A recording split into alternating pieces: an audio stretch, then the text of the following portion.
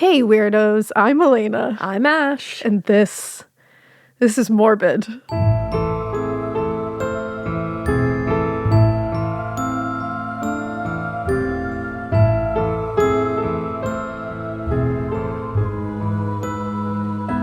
Again. We gotta tell you guys something. Oh my god, guys. Before we get into this absolute horror, and I know it's horror because I've done this once before. So yesterday we recorded a over 2.5 hour episode. Almost 3 hours. We spent almost 3 hours recording. I went to export the file and something happened where it was silence. just not even a silent. You can hear me release the record button, so it like goes doop, and then the rest is just complete silence. We tried for hours last night to get this thing back. We got a micro SD card reader to plug into the computer because we were trying to recover lost files off of it. Randomly, Drew had a micro SD reader. I called him to see if our computer had like a space, and he's like, "Oh, I have one. I'm on my way." I was Thank like, goodness. "What?" But then that didn't work. It was hours last night. After 3 hours of recording, we had like hours of trying to do this because we were just. This is a. I'm still so stressed about this because I'm like, this episode is fucking brutal. It's a brutal episode. Awful. This is an awful case. In the first one, I cried 4 times during the recording in the first one. That's how brutal this episode is. So I don't go into graphic detail about anything, but just the whole overarching thing of this, because we're obviously going to get into what happened, how this ended, his complete nonchalant demeanor about the whole thing. Yep. And so it was like, energy-wise, it was very taxing mentally to go through it. Because it's just so heavy. And then to have that for 3 hours, which like I realize like, you know. Life could be worse. Life could be much worse. Just listen to the episode. But it's so shitty when you do something like that for 3 hours, which I know other people understand, and then to have it just gone. And like, you're just gone. Like, we installed several different programs on the computer last night. Today. Because yesterday I said, after we went through the whole thing, I was like, we gotta walk away. We gotta walk away because one, I can't do this episode again right now. I don't have it in me. No. Like, I can't just sit here and go through the motions in this episode. It's too important and it's too heavy. And so we were like, okay, we'll do it tomorrow. Let's just come back tomorrow. So today we come back. And then I was like, let's just try one more thing. Just one more thing, because I'm just not willing to say it was gone. And we ended up coding. We learned to code. Coding. We coded in Terminal.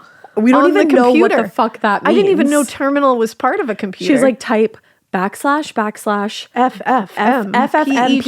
I'm gonna wake up in the middle of the night. Yeah. FFmpeg. And we're putting all these commands in, and then finally, at the end of everything, we get this recovery file on the desktop. All of a sudden, it populates. It says recovered.wave, and we held hands. We don't even don't hug. We're not. The only time we ever give each other a hug is if one of us is getting on a plane for some reason, or like is upset. We're not really upset. Obviously, I literally go, hold my hand, and we just held hands, and we opened it, and up popped a flat line again, and I fell to the floor. She did. I can confirm she fell to the floor. Because we just tried so... It's one of those things where you're just like, every time you try something, you're like, this is it. This is the one. God. We are now recording on several different this one's not devices. Going anywhere.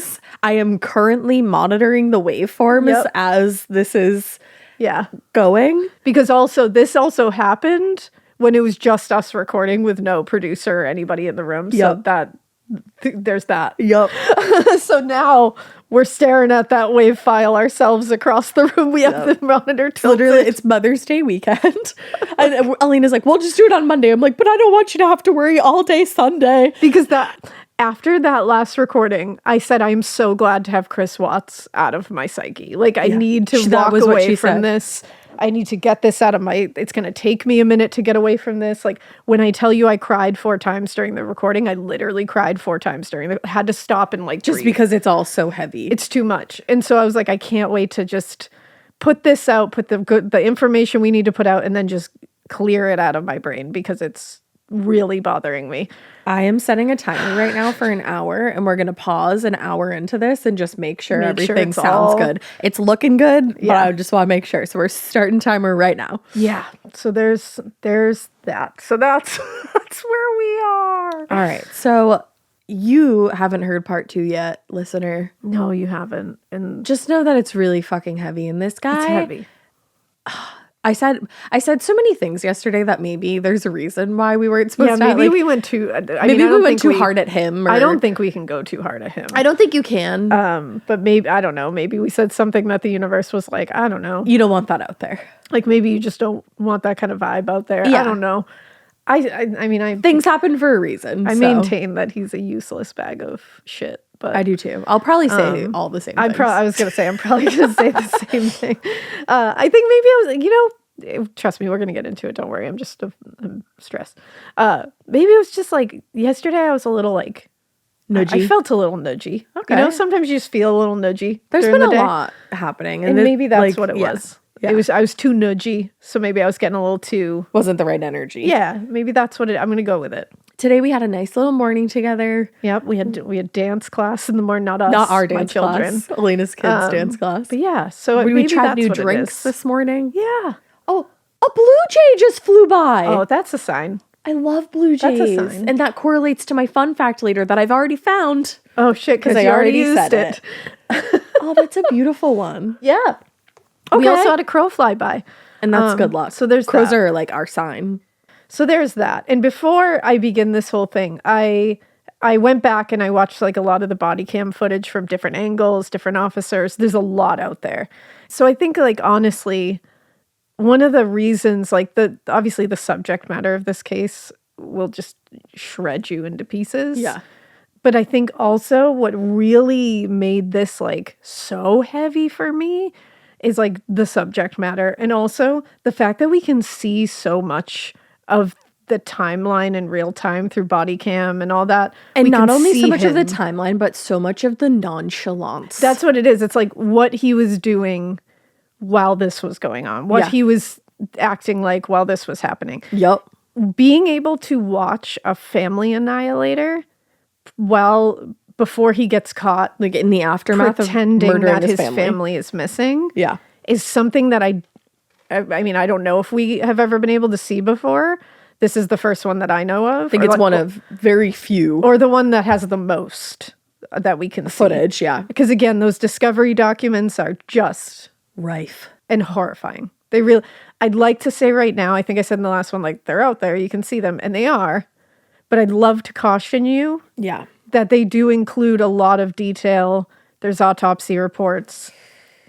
It's a lot, and it'll like really weigh heavily on you. So like Yeah. I care about you guys, and I don't want everybody spiraling into like a crisis here, because like looking at those will fuck you up. They just will. So just do that at your own risk. I think you're honestly, since I've heard this, I think you told us everything that people really need to know. I think I'm giving you the facts, but there's more detail in there that I just don't think needs to be gone over, because it's too much. It really is. But also when I was watching body cam footage, because again, all the different officers have them, so you get the different angles. You get to see the other officers' reactions to his answers, or him just talking, and how he's acting. And you can see how they're all looking at each other like they knew. They knew this guy was nefarious from the get-go, which obviously they're trained to do, but he did himself no favors. Well, I was saying it too when we were talking about it, just like amongst ourselves. These officers probably have partners of their own, kids of their own, and they're looking at this guy and they're like, "You're not acting right." No. Like, they know how they would react in a situation like that. At least they can kind of guess, you know. And what's funny that you say that is there's actually an instance where an Officer Perez, I believe it is, tries to empathize with him because he connects it to himself In his own in a young situation. person that he is in charge of, and what he gets out of it shows him everything he needs to know. Yeah. So while I was looking at the body cam footage of, them going in the house right after she was reported missing, I ran across this account, and I don't know if they still do videos like this anymore. They have uploaded a couple about this case actually recently. It felt kismet. And so I don't know if they're still doing it like full time or whatever, but I wanted to shout them out because their commentary, they go through the body cam footage like frame by frame. Yeah. And just kind of give their thoughts on it. They point out things. And I thought they were really insightful. I thought what they were saying, like their feelings about it, matched mine so well that you feel very validated while watching it because you're like, yeah, fuck this guy. And they have such a good like banter together. Yeah, I think they're like best friends. Their names are Denty and Shaz. So it's Denty and Shaz.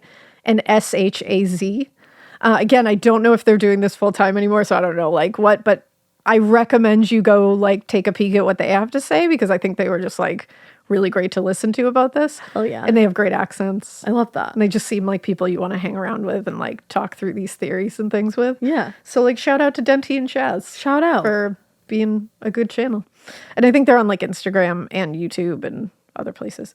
So let's begin that. One thing I found when I went back, because I went back into the discovery documents and like, I think I went through 1,500 of the 1,900 documents. It's insanity. And the only ones that I didn't go through were like a giant list of like, there were things like, evidence lists and stuff that I just, like I had already seen certain pieces of it. When there's so many pages like that, some of it is just like... Yeah, there's a lot of handwritten notes that you can't really decipher a lot.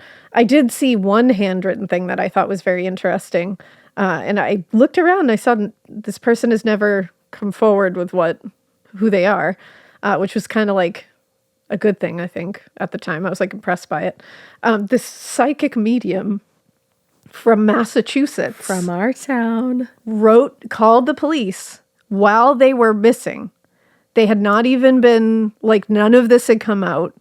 They didn't know what happened to them, nothing.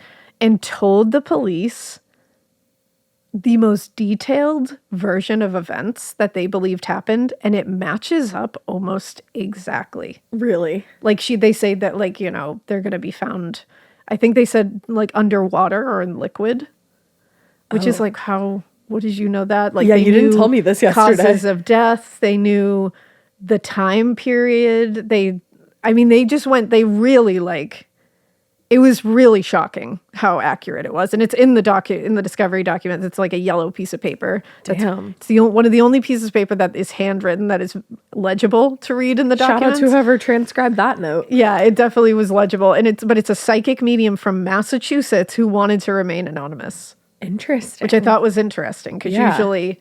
That's not always the case. To me, if they're bullshit, then they want to slap their name on it. Mm-hmm. But if they're not, then they're just like, I want to give you this information because this is what I got. Do with it what you will. Because they're not getting anything out of that. Right. They're just trying to help along. I had a notion. I was like, I wonder if it's this person, but I won't say who it is because obviously they wanted to remain anonymous. Yeah. But there's only like, it's Massachusetts. So I have my own notion too. But that was interesting. And then another thing I saw, which was horrifying. Because, things are going to get really horrifying from here on out. While Shanann was in North Carolina on that 5-week vacation, she ended up getting very ill, vomiting, like really sick. And it was when Chris had come to visit. So Chris, after the 5 weeks, or like during the 5 weeks at some point, at the end, had come to stay with them for a few days. Okay. And then come home. It was when he got there that she got very ill. So that's suspect. And remember, he had flipped a switch. Everyone had said that they were all over each other before he left, and that it was those 5 weeks alone without his wife and children that he suddenly decided that was the life he wanted. And he flipped. He took the mask off. It didn't slip. It didn't fall down. He took it off and he launched it into the ocean. It was gone. Yeah. Because he was a totally different human. Right. Totally different man. Everyone around Shanann said they had no idea what happened. That has to be like just such a scary thing to experience. Yeah. That in and of itself, before you even get to the horrific rest of this case, the end of it. That, imagine you're like, that is your friend. And all of a sudden, this man that you've known, her husband, for years and years and years, you know him as one thing, and now he's the complete opposite. That's... While she's newly pregnant. Yeah, and has 2 young kids. Like, I would be terrified. Yeah. And I think they were. And then all of a sudden... so fast. Well, and then all of a sudden, now she's... Missing? He showed up, well, or not even, I'm saying like while she's in North Carolina. Oh, yeah. He showed up and she's violently ill suddenly. Yeah. And when she's been fine. Everyone thought it was strange. And one of the things that is in there that her family said, like witnesses said, she said, was that while she was sick, usually, because everybody did describe him as this. Usually he was pretty doting and pretty, like, he was caring. Yeah, for his them. mom said, like, yeah, that kind of bothered her. Oh, yeah, his mom, it pissed her off. Because he was so doting. But even, like, her mother was like, yeah, he was normally, like, very attentive and, like, took care of her. Like a husband. Like, you know, like a that, partner. That's how he's always been. And, like, that's how our friends saw him, too. Like, and that's how she saw him. Mm-hmm. And suddenly she's 15 weeks pregnant and violently ill. And she wrote in a text message that he just existed while she was like that. He didn't seem to care. And for someone to be, because John, like, just using this as a personal example, like, John is a very attentive husband. Yeah. Like, I can tell you he is, if I'm sick, he's going to take care of me. Mm-hmm. It's not going to be just go upstairs and go lay down. He's going to take care of me. Yeah, he's going to order all the Gatorades. Like, he's going to make sure you're taking the Tylenol. He's going to make me the toast. He's going to, like, do all the things. Like, he's a great guy. He's going to take the girls out of the house so you can get some quiet. He's going to come back with, like, something for you to eat. Exactly. Like, he's that kind of husband. Right. If I got sick one day and he suddenly just didn't give a shit. Just existed. That would throw me for such a fucking loop. And especially if you're pregnant. When you're like, that's when your husband or your partner is a million times more attentive. Exactly. They wouldn't just stop all of a sudden. Like, if I had gotten violently ill while pregnant, which, like, I was very lucky that I didn't have, like, any morning sickness while pregnant. I was not violently ill all the time. Hopefully that runs in our family for when my time comes. I feel very lucky that way. Because I'm sure people listening are like, bitch. Like, because I know, trust me. Especially with twins, I should have probably gotten very sick, but I luckily didn't. But if I did, and he just didn't care, I would feel so, and this is what bothers me, like, I would feel so alone. Well, we were saying that yesterday, like, the thing that, so much of this case breaks my heart, but one of the biggest things that breaks my heart is, like, one, they were arguing at the end of Shanann and the kids' lives. And so she was suspecting that he was cheating. She's suspecting that he's cheating. So that's a nightmare. They're fighting all the time. And it's not only a nightmare for her, it's a nightmare for the kids because they're hearing their parents fight all the time when it doesn't really seem like they did fight all that often beforehand. So it's sudden. So it's like this weird change up that everybody's in this, like, turmoil and tension. At the end of their life. Like, that's, because I was saying this earlier when we talked about this yesterday, that I was thinking about it earlier yesterday, and I was like, you know, we as humans at the end of someone's life, if we're lucky enough to know that someone's at the end of their life, are across the board. We try to make that person comfortable and peaceful and happy. And we try to make those last moments the most peaceful, lovely, and special, like, just special moments ever. Like, we even do that for dogs. Yeah. You know what I mean? Like, if we know that this is it, we try to give them a last, like, great memory. We just do that. Yep. And these people, and every victim of a violent crime, and I think it just never hit me on this angle, is to this degree. Shanann and Bella and Celeste, what horror the end of their moments were. And it's like, that is, like, really churning my stomach. Like, it's, like, killing me inside, like, to think about it. And it's always bothered me when we talk about, of course, you know, murder cases, obviously. Like, that is not lost on me. Something about this one and seeing him and how he acted made it even more real and even more, like, hitting me in, like, this place I didn't know I existed, basically. Well, and I don't think we've covered very many, like, family annihilator case, like and not like this. When, you know, and specifically, like, when the husband kills the entire family, because in our minds, like, that's the person that protects the family. Yeah. So for that to just be flipped on its head the way that it is in this case and kicked around in the mud and... Well, and these, you know, the other thing, and we'll get to it towards the end, I think that's, like, really weighing on me with this one is he had 45 minutes. Can I actually tell you something? That was actually just wild that you said that when you did. I looked down at my phone and we have 45 minutes left on the timer before I checked the file. That was wild. That is very weird. That just, like, actually just gave me a chill. That's weird. Because he had 45 minutes in the car with Bella and Celeste alive. To change his mind while he was driving them. And he even said that. He knew he had all that time, and he said, I don't, like, why didn't I do it? Did he say, like, what was going, did he ever say what was going through his mind in those 45 minutes? No. Not that I read. I honestly don't want to read it too far. I'm like, How do you not change your mind? If you can sit in a car for 45 minutes with a 3 and a 4-year-old little baby that's yours and do what he did to them after 45 minutes, I think that's the part that's like, because every murder is horrific.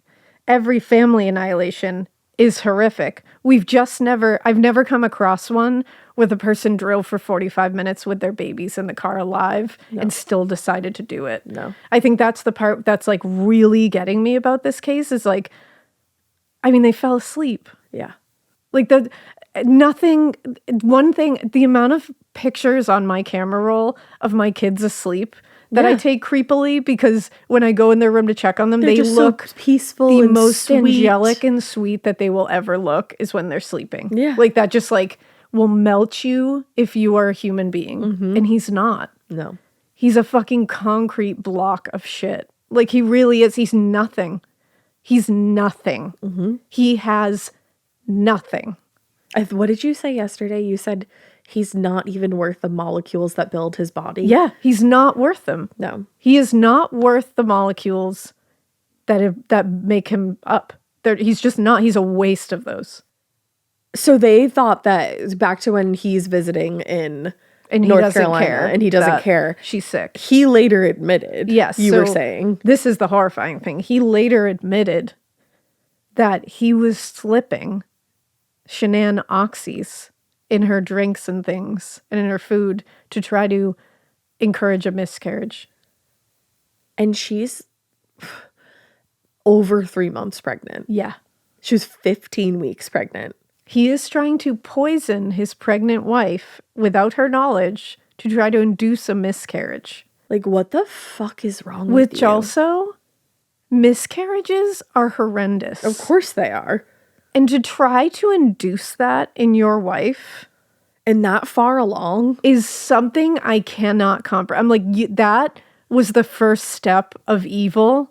Well, that's that the I thing. Can't even comprehend. Miscarriages are not only horrific, but incredibly dangerous. Like, yes. She could have died. Yeah.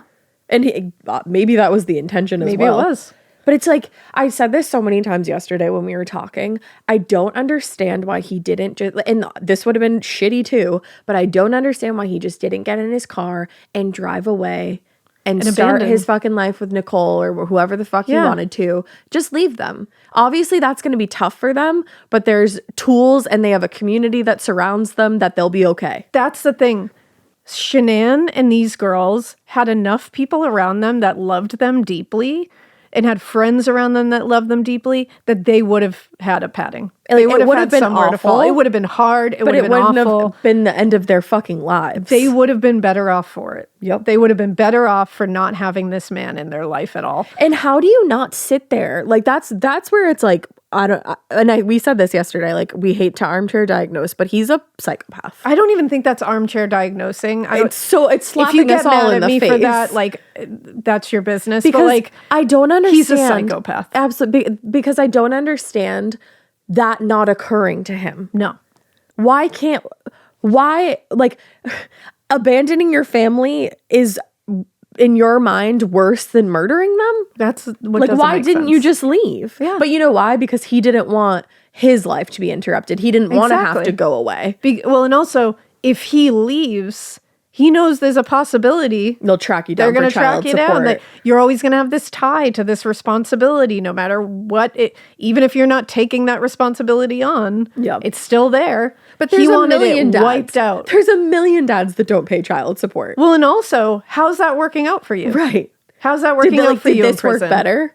How's that working out for you in prison, where we now know that you are in fear of your life every minute of every day? Yeah.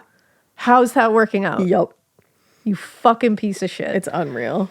So yeah, so there's that horrible fact, but I have to go back to some of the body cam because in the interim, I found more and it's just too insane not to talk about. He is diabolically stupid. Diabolically stupid. Yeah. Anybody who says this man was smart or this man, because also, I don't think he's autistic. No. A couple of people were trying to, not everybody who hyperfixates on something and doesn't show a lot of emotion is autistic. He's a psychopath. Yeah. He's an evil psychopath, and that does not correlate to autism. No. Maybe he is, maybe he isn't. Nowhere in anything I found said that he was. So we're not going to just label him autistic. No. And that was just something I saw that I was like, okay, we're not doing that. Yeah. We need a lot more evidence of a lot more different things. And you know what? It's much easier to call him a psychopath because that is clear as day. Exactly. That he is. But he's stupid. If you blew in one of his ears and there was a candle at the other one, you blow the candle out. Whoosh. Just a wind tunnel. So the investigators have him call the bank and the credit card. Like, this is right after they get to the house, when they're in the house, when right now the girls, Bella and Celeste and Shanann and unborn baby Nico, are missing. So they say, hey, you should call the bank, you should call the credit card, see if she's made any transactions, anything's come out of her account. And he says, so he does, and you can see the wheels turning in his head, like, do I answer this, truthfully or not? And they're like, hey, like, did they say anything on the phone? And he says, the last one was on August 12th, and it was a taxi. Now, it's right now, when we're talking to him, August 13th. They have been missing since that morning, August 13th. When he saw August 12th, the day prior, she was in Arizona, and the girls were in bed. Yep. So that's not relevant. And I'm not saying like he said it like that. But then the way he says it is he says it almost like, there it is. She got in a taxi, everybody. And it's like, do you not remember what day it is? Because, right. And I don't think he did. You saw her at 4 a.m. this because morning. Because she got home at 1:48 a.m. on August 13th today. Right. And also, like, I saw her this morning. Her suitcase is by the door. Her shoes are by the door. Yeah, like she's been home. Her car's in the fucking garage. Here's the thing. I think he forgot what day it was. 100%. I also think, because he's also knew just a bad he was liar. going to do this shit. I don't know if he knew today was the day he was going to. Actually, I do think he thought that through. Because as we'll get, there was something happening that day that I think he wanted to make sure didn't go through quite yet. Oh. And you remember it now. Yeah. I shocked you yesterday with it. Oh, I know. I'm so sad that I can't. There were so many shocking revelations yesterday, but now you know them. Yeah. They'll still just be horrifying. I was going to say.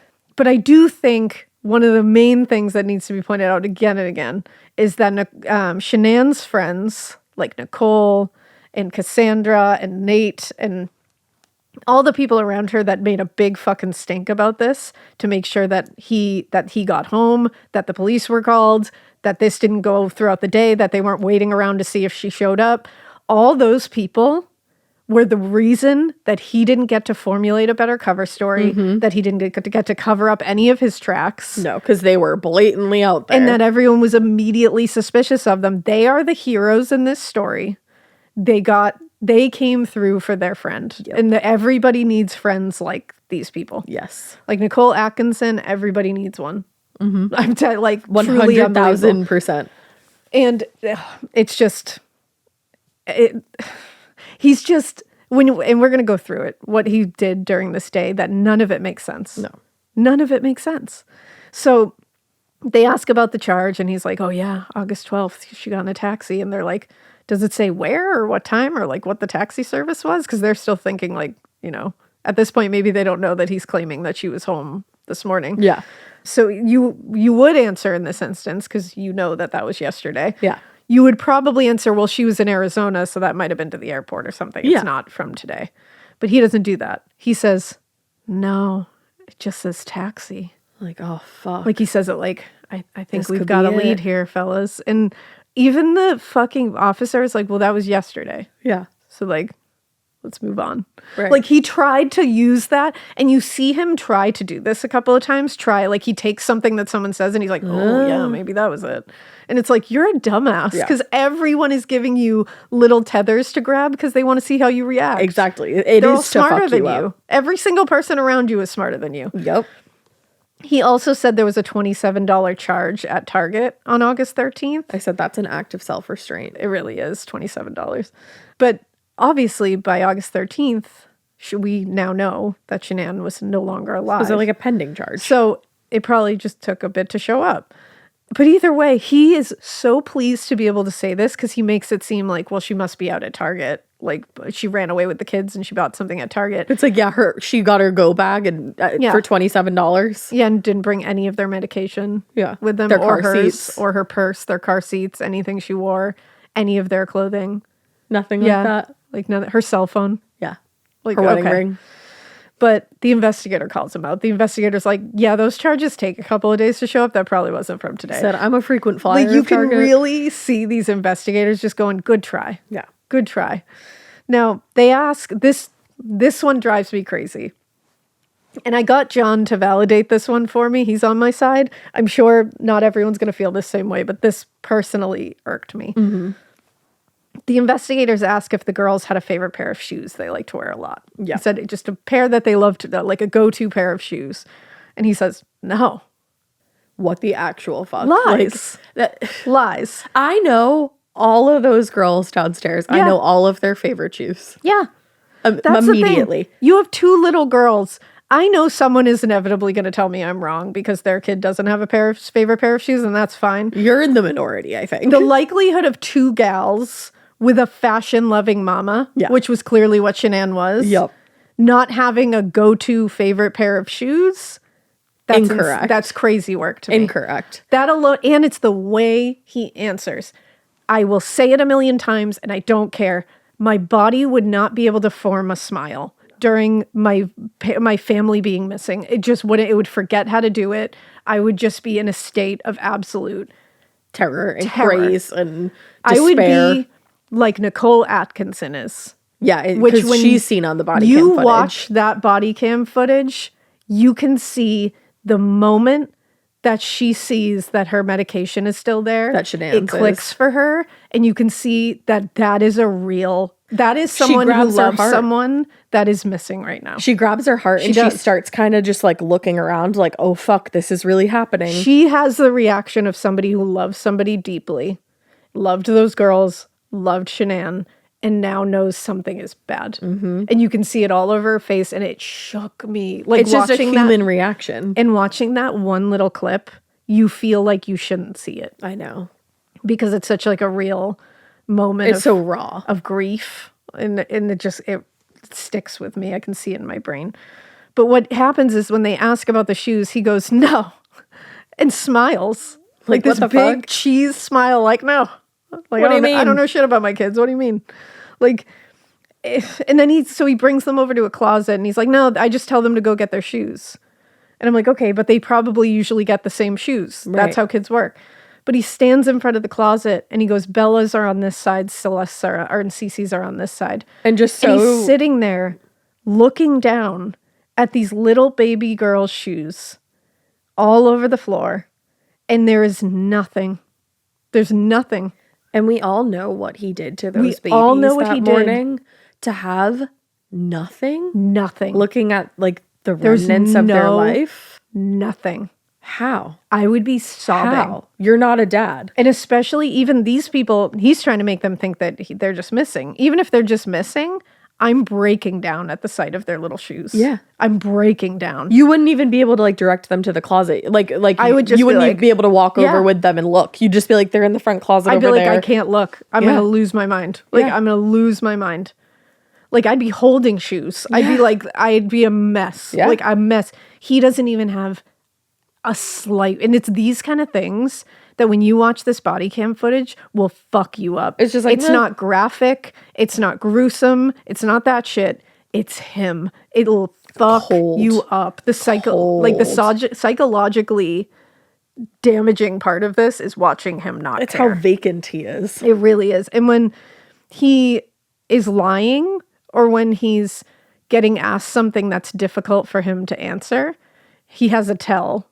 A couple. Where he has a couple, he'll close his eyes, he'll blink a lot. He does this thing with his jaw where he like kind of does like an underbite, rigid thing. Yeah. And he does it a lot. Yeah. He does it a lot during the surveillance video like showing when Nate is there. Yep.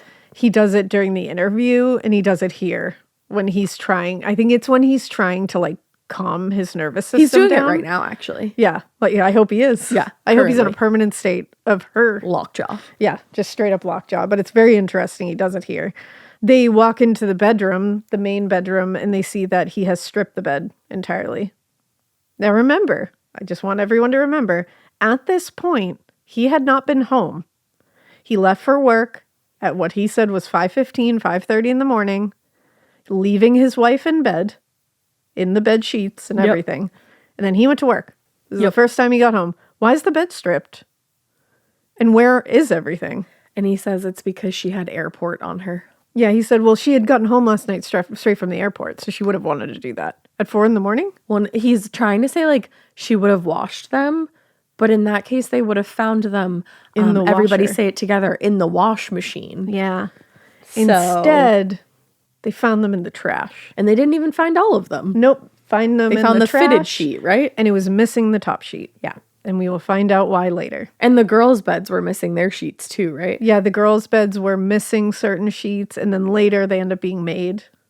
Oh, really? Yeah. Oh, I didn't know that. Yeah. He switches that all up. What? Yeah. So he tells them that they had a discussion at 4 a.m. when he woke up. So he woke her up at 4 a.m. after she got home at 1:48 a.m. So she had probably slept for less than 2 hours. Yeah. And he wakes her up at 4 a.m. to talk about separating and selling the house. Awesome. And he said, and when they were like, why'd you choose 4 a.m.? Like what the day? So she got home from a trip less than 2 hours earlier. And was asleep, And you woke her up to tell her like, hey, fuck you. essentially. And they were like, and he was like, well, I didn't want to like text her or like, you know, that stuff. Or do it when Why I would got you have home to from text work. her? You live with her. Right. Just wait until you get home from work when you can actually like, wait until you put the girls to sleep and then have a discussion. He cannot put one and one together. He is the dumbest fucker I've ever heard. And again, kudos Like, thank to goodness. Shanann's friends for making it so he has to think on his fucking feet, because one thing Chris stupid ass Watts can't do is think on his feet. goddamn feet. Yup. That's one thing. That man is, I pick things up and I put them down, and that's as far as he can think. Yup.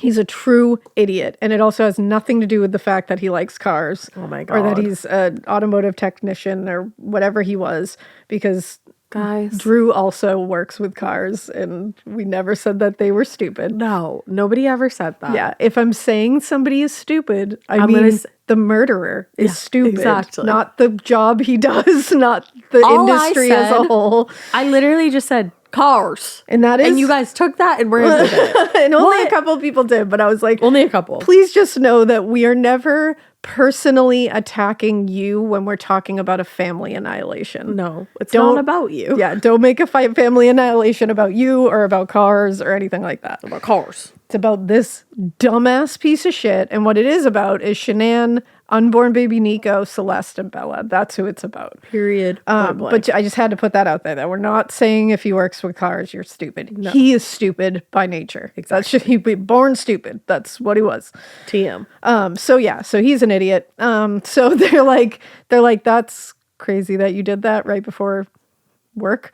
But they're like, sure, all right, Okay. people do stupid things, I guess. And they ask about, they're like, oh, you know what? We saw a bed in the basement.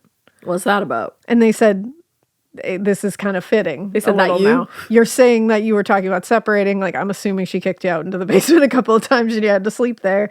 And he's like, yeah, we had some marital problems, which like they did. Yeah. And this wasn't, when I say the switch was flipped before she went to North Carolina, they had some marital problems. It just wasn't like exploding. Yeah. And it was more like financial stuff, and it was more, you know, things with his family and like that kind of shit. Right. And like in the end, they always came together and they always kind of like worked through it. The switch was flipped when it was like he just stopped caring about her. And he just like wouldn't entertain touch those her, conversations. wouldn't go near her. He wasn't even really arguing anymore. So that there was some marital problems, but he said sometimes he would sleep down there. And they ask when the last time was he slept down there. Now he says, I sleep down there when we have marital problems, when I can't sleep in my bed with her. Yeah. So she has to be in the house when we're talking about that. They say, when's the last time you had to sleep down there? And he goes, probably 2 nights ago, 3 nights ago. Oh, Why would you sleep down there when it was just honey, you? She was in Arizona during that time. He also says, and that like, this is a whole other part of it. One, she's in Arizona. Two, he's always saying in this body cam footage that he's got to be upstairs when the kids are in bed because that's where the monitor is. Yeah. So the kids are in bed on the 3rd floor and you're in the basement? No. What? Because also, you didn't even hear this part. He catches himself. Yeah. He knows that that's not true. And he also knows that makes no sense. Exactly. Because he just said he sleeps down there when he's in trouble with his wife. Right. Who is in bed. You just slept there So for he fun? catches himself. He says 3 nights ago. Well, when she was here. So probably Thursday or Friday. So he catches himself mid-lie, realizes, oops, I just fucked up here. And then he's like, well, it was when she was here, obviously, because I did just say that. Like, and you can see one of the officers, I think it's Officer Coonrod, he covers his mouth, and you can tell he's looking at the other officers like, fuck. This guy is not only a monster, clearly, he's a fucking idiot. Yep. Like, they're all like, what? How does he survive? Well, they're all looking at each other like, oh, wow, we're standing in a family annihilator's house. And I do wonder, like, when you watch it, because again, I'm going to read some of the reports, too, where they put their own opinions and what they were feeling in there and saying, like, I thought it was strange that he acted this way. Like, it does make you wonder while the officers are standing there, like, next to a play kitchen in the living room, like a little pink play kitchen, if they're just looking at this guy and being like, oh, he might have killed his little girls. Yeah. And we're just sitting here having to listen to his dumb ass come up with every lie under the sun. And you have to be, like, somewhat cordial to get the information out of him. That's to get, like, the not even the correct information, but to catch him in these fuck-ups. And you have to find proof. So it's like you can't even accuse, like, outright. You have like, to you just have to play a part for a while. Yeah. It's like that That's in tough. this That's gotta be particular tough. case, I'm like, damn. But again, you can see it on their faces, especially because the next thing they say, which I thought was really cool, like a good idea, they were like, hey, okay, like, your marital problems are your business, like, whatever. And they're like, so maybe she just doesn't want to talk to you. Like, maybe she did leave and she's mad at you and she doesn't want to talk to you. So maybe her friends are covering for her and saying that, she's not with them because she just doesn't like telling you see your fucking face. So they're like, so why don't you call your friends and tell them if she is with you, I don't need to know, but just please have her call the police so that we can know that she's okay. She does not have to talk to me. She can talk to the police. Right. And he's like, got it. And then he's like, have you called all of her friends? You've called everyone you know. And he's like, yeah, I've exhausted all the friends I know. And then he goes, but Nicole, her friend Nicole Atkinson, she probably knows more because she's a woman. What? You said this the other, and I said, what? You know women. Literally says Nicole because, like, woman. Like, we just know more people? I'm sorry, we have friends? Like I don't track of our community? You know us women always having friends. Like, what does that mean? Always knowing people's names. Like, yeah, maybe. What is that? Like, I was like, you can't, what is that? And he says it like, like fucking women. I'm like, I don't know if that was what you thought it was, but like, probably not. And the police officers are even like, like, they're like, what was that? What do you like, mean? are you trying to be like, what was that? So they're like, hey, he's like, there is somebody else I can call. So he makes a call to someone. This shook me to my core because he says, now, if you were calling someone in this instance, you would say, hey, I'd be like, hey, it's Elena. Like, this is urgent. This is like, I just need to tell you this. Like, John and the kids are missing. Have you seen them today? Yeah. I just need to know. Like, it would be like, hey, this is who I am. This is what's going on. Okay, call me. Right. No. He calls and says, hey, it's Chris Watts. Not too bad. Hey, have you seen Shanann today? Not too bad. I didn't add the not too bad in there. That's exactly how he says it. It's recorded. Hey, it's Chris Watts. Not too bad. The person obviously that says, hey, Chris, how you doing? Not too bad. Not too bad. Too bad. Not too bad. Your whole family is missing. Your entire family is missing. Not too bad. Your entire family is missing, and there's no evidence that they left of their own volition. I would love to see him on a good day. I'm like, what did you... No human being acts like this. No. if they are innocent, or if they're trying to act innocent. Because that's the other thing. You're trying to act innocent. You're standing in your house full of cops, and they're watching you take this phone call and respond to "How are you?" with "Not too bad. Not too bad." No. And then he's like, "All right, okay. Talk to you later. Talk to you later." And he's smiling. If you pause it, he smiles. It is unbelievable. And it's in front of all these officers who are looking at each other like, did he just say not too bad? Like, what the fuck? Like, what the fuck is that? It's unbelievable. So again, this is when Nicole points out, because she's a good friend, she's like, wait, she has medication she takes all the time. And her purse is sitting on the counter where it shouldn't be if she left of her own volition. So she's like, let me check in her purse. So she checks in her purse and she's like, you can see there's like this glimmer of hope. No, there's glimmer of hope in her face where she's like, maybe it's not in there. Maybe if it's not in there, that means maybe she grabbed it. Right. And she's looking, and then you can see it drop, and she just says, it's in there. And you can tell, like, she's like, fuck. And that's when she like grabs her heart. She's pacing around. Like, the other officers go in another room and they're looking through things and they're like, hey, like, so these two little girls were on like nebulizers and they had asthma and had like and inhalers, and all of it is here. And these are things they would need with them. Like, you can see them all sitting there going, how is this guy trying to act like not too bad? And that's how you know, like, he thought he was going to get home from work that day. He was going to be able to wipe that place clean. He thought he was going to get rid of all the medicine. He was going to get rid of her purse, maybe stash her cell phone somewhere. He was going to get rid of anything that would have indicated that they couldn't have left on their own. And then his story was going to be that they abandoned him and that he could never find them and he could never see his girls again. That was going to be his story. And her friends said, fuck off. I don't think so. Because not only that, her friends all say, everyone around her says, and her family says they loved Chris. They did not. This wasn't one of those situations that were like, we just tolerated Chris because like she loved him. Because he was always wearing his mask. They loved him. He had the mask on the whole time. Yeah. But this is one of those unique situations where everyone loved him. And then when that mask was tossed away, they said, well, I don't know who the fuck this is. That's too big to deny. Like, none of them could ignore it. So all of them said, I never would have thought this, but yeah, now I do think he did it. Like, that's how bad he was and how he just let the evil just completely take over when he did this, when he decided he was going to do this. He just let it leach out and nobody could deny it. Even people who had loved him like a son. Yep. It's like it was honestly his family was the only ones that it fooled. Yeah. But even while talking to officers the next day, because remember when we were talking about the porch interview, the infamous porch interview that cooked his ass, he said the only memory he could come up with of what he misses about his children. Finish your dinner or you don't get a treat. Yelling at them about not eating dinner and not getting a dessert. And shoving them on their own couch to watch their own show. Not, I miss snuggling them. I want to grab them and hold them and smell them. Playing with them. Hear their giggles or lay with them when they sleep. I want to...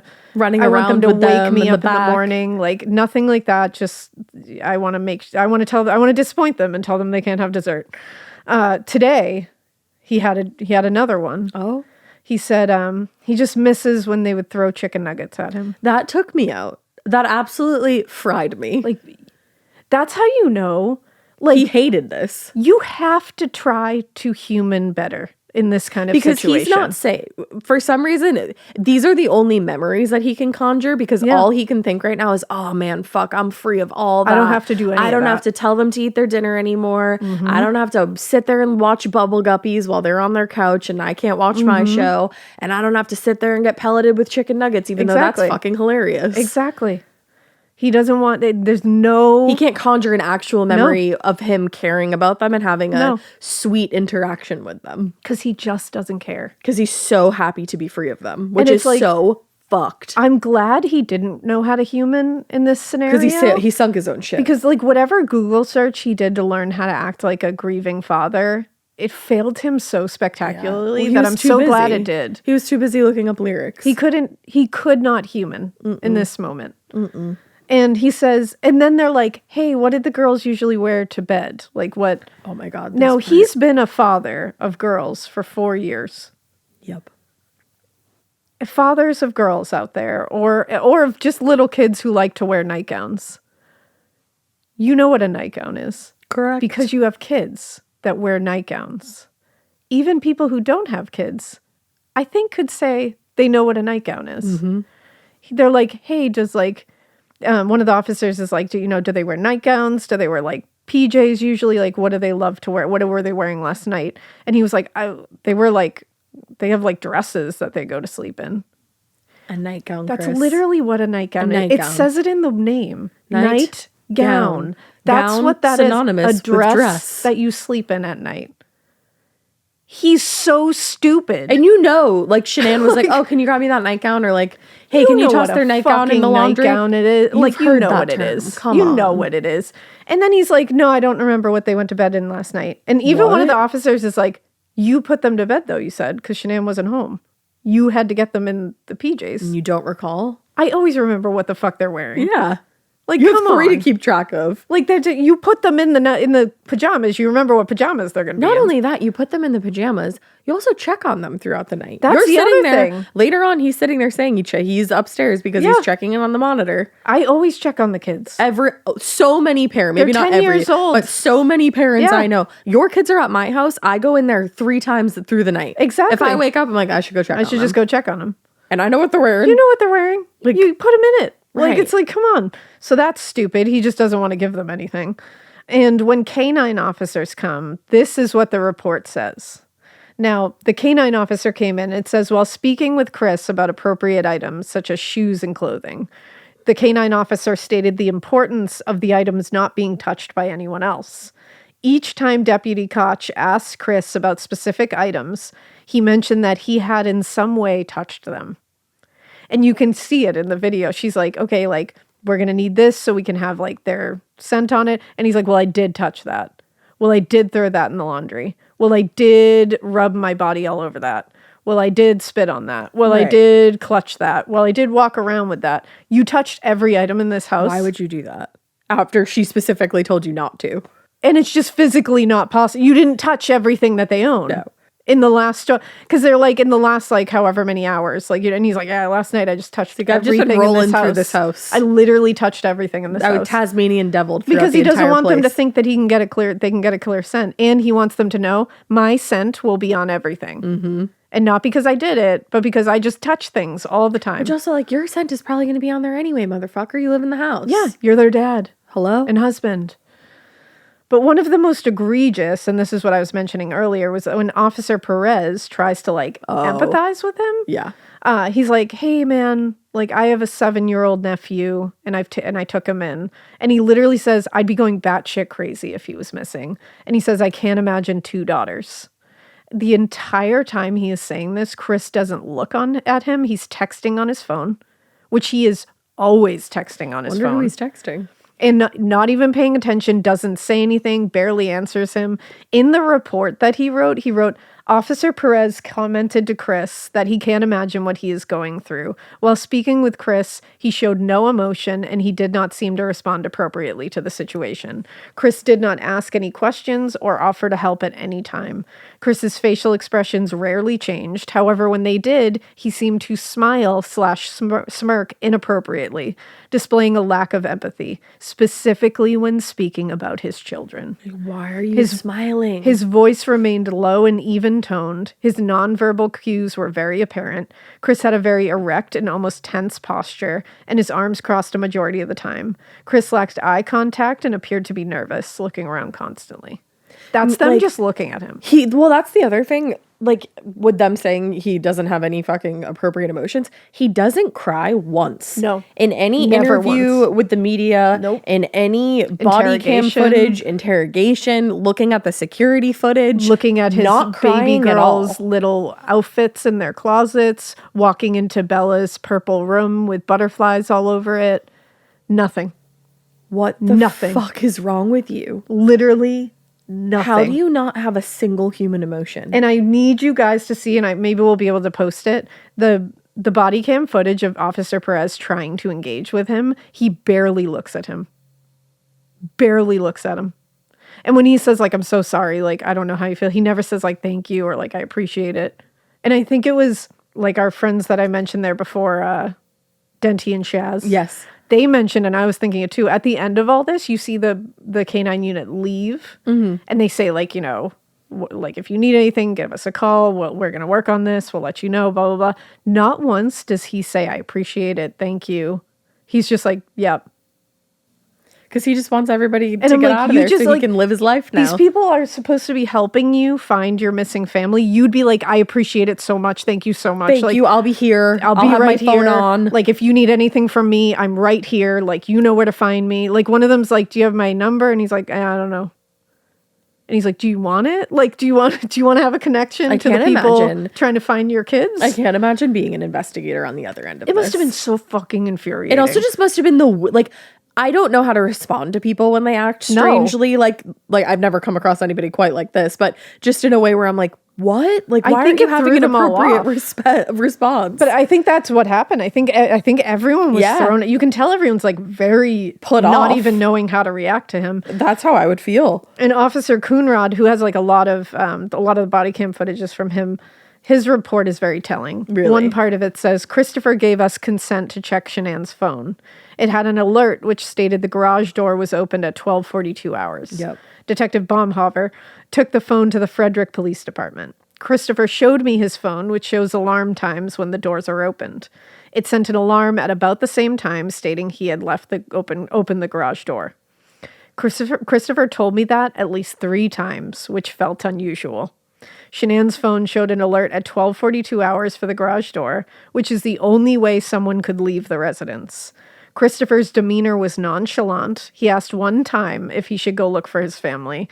I advised him her car was at the residence and I needed him there for now. For now. And that was right when he got there. Yeah.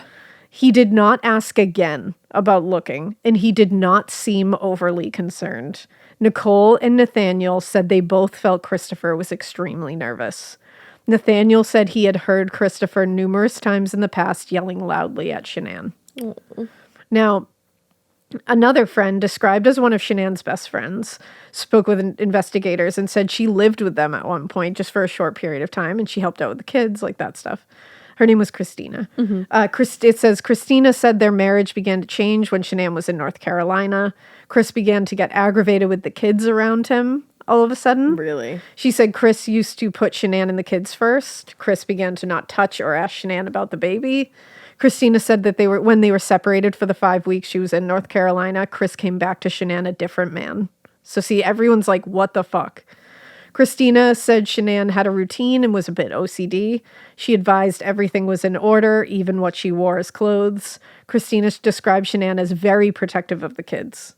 Christina did believe they struggled a bit financially, but Shanann wanted the marriage to work out, but said she couldn't fight for it without his help. Oh. Christina described the girls as being very light sleepers. Because of where the girls slept above the garage of the house, they wouldn't open the garage in the morning. Christina said Chris would usually go out the front door. She said if there was an argument when she got home, the girls would have woken up. So she's like, that doesn't make sense to me. Christina used an example of when she lived with them. She said she had to leave early one morning, so they had parked the car outside the garage the night before. And Shanann was worried just turning on the car outside would wake the kids. Wow. So they're really, really So they would have sleepers. heard an argument in the morning. Of course they would have. Now this tells me the more time he spent with the mistress as well, without the responsibility of a wife and kids, the more annoyed he was by the responsibility of a wife and kids. He was getting more and more annoyed because he was getting what he wanted, and he wanted to just snip it and start this new life. It also tells me that him pulling up to the garage that morning and backing halfway into the garage, Nate and his wife and all those people were correct. And Nicole and her son and everybody who said, no, he never does that. Yeah. He's also never parks in the driveway with that truck because it will leak oil. And he didn't want oil on the garage, on the thing. Not something he would do. Well, also think about like starting a truck versus starting a car. Trucks are louder. Yeah. So he would park it like out front. Right. So him saying like, I would just pull it up. Like, no, everyone knows you don't do that. And there's several reasons why you don't do that. And not only that, there's security footage showing that you don't do that.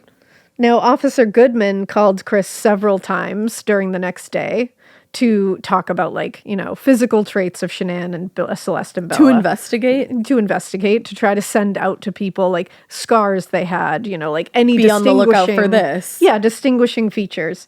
He said he called him several times and he didn't answer. So investigators are calling him several times while his family is missing, and he is not answering. He's not at work, by the way. And how are you not on standby? He then called back and said, sorry, something was wrong with the phone. No. Your first thing would be, hey, oh my God, I'm so sorry. First of all, that shouldn't even be a thing. But if it did, like something was wrong with the phone. Oh my God, I'm so sorry. Did you hear from them? Have you found them? Update? Do you know what's going on? Nope. Officer Goodman literally wrote in the report, it should be mentioned that once I had made contact with Christopher, he did not ask me if I had been calling because I had any information concerning his missing wife and daughters, or if I was calling because they had been found. To be on his end of that phone call must have been, he must have just been sitting there wide-eyed. Like, is this motherfucker being so for real right now? You would have, and I wonder if he did. I wonder if he was like, do you want to know if we have anything? Yeah, I feel like you wouldn't be able to help yourself. I would have to say it. I'd be like, do you want to know what's going on? Do you want an update? No, never asked. That's Wild. psychotic. It is psychotic. So the day they went missing, he also spoke with Shanann's mother, Sandy. Chris did. And this is what it says in the report. Oh, God. So Sandy was upset. And this is like from the investigator is writing this report. Okay. So he says, Sandy was upset and told me that she and her husband believed that her daughter and granddaughter's disappearance involved foul play, and that she honestly believes that her son-in-law was involved in the disappearance of her daughter and granddaughters. I can't imagine. That shook me. I can't imagine. When we said yesterday, Ma would not for a second, if either of us went missing, would never think John, would never think Drew. No. Not for a minute. And it's not because, again, Christopher acted this way all the time. Mm-hmm. It's because she is seeing the mask on, and she's calling it what it is. These are all people that have their fucking eyes wide open, and he is so unlucky that she was surrounded by people that have their fucking eyes wide open. Thank goodness. And that are also unafraid to take a quick little leap out. Because this is tough. Of course it is. This is a tough situation for anybody outside of it. Nobody wants to say, oh, I think my friend... No one wants to accuse this man of killing his whole family. Right. That's not the first thing you want to do, regardless of what you're seeing. Especially when you've known him for years and years and years. So that's how bad it must have been. And how bad the switch must have flipped for them all to go, I think he had something to do with it. And so she said that Christopher is acting weird and out of the ordinary. She said that Christopher is telling people he has to go to work, and that just doesn't seem right, because why would you not be home if they show up? Right. She felt that this is the part. You should know ahead of time that Sandy and Shanann spoke every day. Yeah. They were very close, mother and daughter. Connected. They were very connected, and this will tell you right now how connected she was to Shanann and how connected she was to Bella and Celeste. Because this gave me a full chill through my bones. Know what you're going to say, and I'm getting like pre-chills. Yeah. She said she felt that he is going out to pour oil on the bodies to dispose of them somewhere. To be that in touch with the reality of this nightmare is some next level mama shit. That is so unbelievably intuitive. But I don't even know. I hate that she even had to be that intuitive. I hate that she felt that. But how? Like she's spot on. Spot on. She also said that she felt when Shanann had come home late from the trip and had been exhausted, and that she and Christopher had argued, but due to Shanann's lupus, she would not have been able to put up a fight. Which also, she didn't have any defensive wounds No, and on I her didn't body. even think of that until I read this. I was like, oh my God, you're right. Yeah. She's been on a work trip. She's been pregnant. on a plane traveling. She's pregnant, and lupus fucks you up. Lupus is a hard autoimmune disease to deal with, and it's stress will bring it on. And she's under enormous stress lately with everything and that I'm sure Christopher is putting her through. It. And he's been putting her through hell up and down. So it's like that puts her in such a flare up, I'm sure. It horrified me. Now, during the time, going back to the day they went missing, this fucking loser was Googling song lyrics. I cannot with this part. I literally cannot with this fucking part. Like 3 hours after he had dumped them in an oil field. And what he was Googling was Battery by Metallica. Now, Battery, by the way, is what those big oil tanks and that whole thing, it's called an oil battery. Oh, really? Oh, yeah, I didn't even know that. Yeah. And that's so... Just to be clear, there's always going to be the person who's like, Metallica made him do it. No. For decades, Metallica has had people loving their music and listening to their music, and one guy does this and then Googles the lyrics. That does not make it Metallica's fault. No. And we cannot take this away from being Chris's fault and Chris's fault alone. But the actual lyrics are scary, considering not in this context. Obviously, Metallica did not write them about a family annihilation. No. But when you put it with him looking up these lyrics, it just also makes him such a loser. Yeah. Because it's like you're looking up lyrics. Like what? After you massacred your family? So part of the lyrics are crushing all that cower, battery is here to stay, smashing through the boundaries, lunacy has found me, cannot stop the battery, pounding out aggression, turn into obsession, cannot kill the battery, cannot kill the family, battery is found in me. Cannot kill the family. I was going to say, you can't even say that Metallica made him do it because they said cannot kill the family. And he looked that up specifically so he could sit there and be like, yeah. Like feel something. Like just be like, rock out. They get me. They don't. They don't. I'm speaking for all of Metallica right now. They don't get you. They don't get you. No. And they do not like you. No. I know that. No one does. And fuck you for looking up Metallica lyrics. Like, fuck you. After you kill your whole family, you look up Metallica lyrics. You don't deserve Metallica. And when asked about this, because obviously it showed up in his fucking search history because he's an idiot. Which is weird. He said he looked these up because Nicole Kessinger, his mistress, asked him about the lyrics to this song and wanted to know the meaning. She has Google, as we're well aware.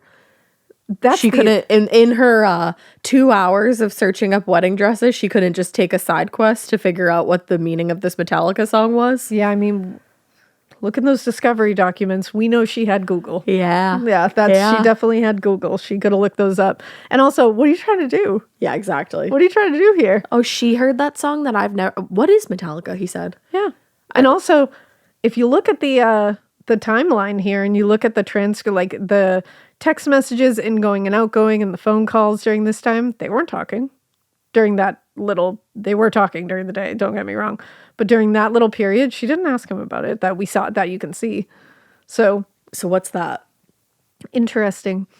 So they've gone through the house. They've talked to the friends, like the investigators have. They've talked to the friends, the neighbors, and they've watched Chris Watts have zero emotion about his family being supposedly missing. I honestly, again, I have no doubts that every officer who entered that house knew something nefarious had happened involving him. There's no way. Now, during the day, Chris had made several staged phone calls to Shanann as well to try to, while he was at work, to try to make this trail of concern seem real. Yeah. Because once, I think this is how I feel like he definitely planned this and he thought it was going to go a different way because he did it. Then he went to work and he said, "Ooh, got to make a phone call and pretend that I called her. Oh, didn't get her. Okay. Got to send her a text message and say, 'Where are you?' Call her again. Lose that." Then the friends start contacting him and saying, we can't get it. And then he's like, "Oh shit, I didn't think about the fact that her friends talk to her and care about her," which is insane. And that's when it unraveled. Here's how crazy this is. He forgot that she had a doctor's appointment that morning or just didn't know. Yeah. The man who had the mask on literally kept track of her doctor's appointments. Yes, that version of Chris. How ironic. Existed. How ironic. How crazy that they both can exist. It's next level. Truly. Now, this one, I hadn't heard this before. And when I read it in the documents, I said, "This is when you said he made sure that it was this day, right?" Like, because again, he's planning. He thinks he's going to go home and clear out all the things that make it seem like they couldn't have left on their own volition. And he still did this at 8:26 in the morning. That's 2 hours after he had just murdered his whole family and disposed of them in heinous ways. Yeah. At 8:26, he called Primrose School, which was Bella and Celeste's preschool / daycare. And it was like a really good school that Shanann had worked hard to get them into. Yep. He called that school at 8:26 in the morning to disenroll them, to take them out of school forever. Mm-hmm. Yeah. He literally talked to the staff and told them his daughters would not be returning to school there. I'm glad he's this stupid. How was he ever going to explain that later? How? And he just never thought, he didn't account for that coming back up? His answer later was just like, well, I thought that, she had taken off with them. No. You had no evidence of that. It also had been a couple hours since you'd last seen them. Also, at this point, they're not missing. Right. That's where he really went wrong here. He said, I didn't think they were ever going to come back. Oh, no, you didn't know they were gone. Wait a minute. You didn't know they were missing. Or you weren't supposed to anyway. You were still calling them. Remember? Yeah. Like, not only is this stupid, even if he had done it in the middle of the day after they were already quote unquote missing, that would still be stupid because you would never disenroll your children. You would be like, they're coming home today and they're going to school tomorrow. Like everything's going to go totally normal and that this is all going to be a weird dream. Yep. You would never disenroll them, essentially admitting that they're gone. The same day that they went missing. And then on top, that would be weird enough to do when you know that they're missing. To do it before they are even missing and then try to make it work is stupid on a level. This is what I'm talking about. This level of stupidity is something I have not seen in a long time. No, we really haven't. He cooked himself from which thank goodness. Yeah. I will forever be grateful at his lack of neurons. Yep. But holy shit. And then that was next level. I had never heard that before either. Yeah. Well, and then what's crazy is FBI agent Tammy Lee noted later that the payment for the month for that school was due that day. Wow. So he disenrolled them so he wouldn't have to pay for them anymore. Because this truly was about eliminating every single tie to those kids and his wife and take every responsibility off the table. He didn't even want to pay for a month of daycare for him. Just to keep He wasn't even willing to put up with that. He said, I am disengaging from it all. Immediately. Talk about a disgusting beast. It just makes beast. Absolutely. I don't understand how people like this exist. Truly, such a pathetic waste of skin. Yeah. He's the most pathetic waste of skin and oxygen I've ever come across. He's so disgusting. He's despicable. He really is. Now, the former director of Primrose was interviewed because she was also friends with Shanann at one point. And she confirmed that before leaving for North Carolina, she said the same thing they all said. Chris and Shanann were all over each other. Wow. Very lovey-dovey, very like PDA, very like happy. And then suddenly it was gone. Wow. And this was, again, everyone's that you look through those texts between the friends and her, you look from her, it's all the same story. Mm-hmm. And she said when he came to visit North Carolina and when she came home, he wouldn't touch her, wouldn't hug her. In fact, at one point he said, I don't want to hug you. And wouldn't take photos with the kids. He wouldn't take photos with the kids? Wouldn't take family photos anywhere that they went, like wouldn't be involved in anything. What the fuck? Yeah, he knows what he's going to do. That's crazy. And I truly think that was part of it, was he shut it off because he saw what life could be like with Nicole. Yeah. And no responsibilities. With Nicole and I think he had already decided what he was going to do. I don't know if he had the full plan, but he knew what he was going to do. He was gearing up and to he kill was them all. He was disengaging to make it easier on himself. Leave. Just leave. Now, they interviewed Nicole Kessinger, obviously. And she gave a lot of info, including that on August 13th, the day they went missing, at night that day. So he had gone through the whole day thinking his family was quote unquote missing. Mm-hmm. They spoke and he claimed Shanann, and he told Nicole that Shanann had just told him she was pregnant that morning. There's literally a video that exists of when she told him that she was pregnant. Uh-huh. There's a video. Yeah. So he didn't account for that. Also, she was 15 weeks pregnant. Yeah. It was pretty clear. And she had 2 children before. She was showing, he knew what his wife looked like pregnant. Yeah. Like, that's... And also, like she also had a doctor's appointment that morning. Yeah. Which, would have been one of multiple that she had gone to recently. Had ultrasounds. They had named the baby. Yeah. The baby was named. They knew the sex of the baby. Yeah. What? Yeah. Also, he claimed to Nicole that not only did she tell him that morning, but she said it's not yours. So now he's trying to paint Shanann as the one. Wow. Talk about projection. Truly projection. He projects everything onto Shanann because eventually he will project being a murderer onto her. Mm-hmm. Everything that he does, he makes it like her. She did it. That's such a like pathology. Yeah. I feel like, especially with cheaters. Well, and what's even sadder is later, because Nicole found out that she was pregnant through the media. Right. Because at this point, she was like, I didn't believe him. Yeah. Like, I just thought he was being weird. Like, I just kind of was like, oh, okay. Like, what? And so she said she found out confirmed that she was pregnant and that it was his child and that they had known about it and they had named this child. She found all that through the media. And when she brought that to him and said, what the fuck? He was like, yeah, I lied.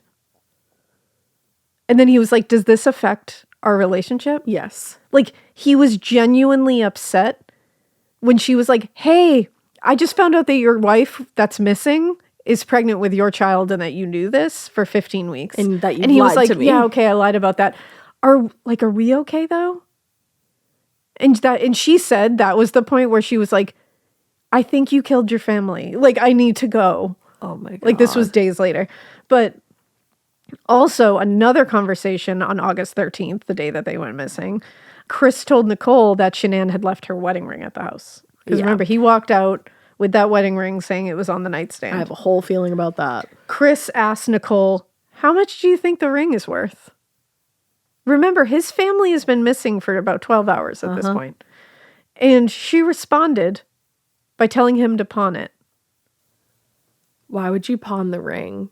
And he told her he was going to get it appraised. Why would you pawn the ring if you were expecting your wife to come home?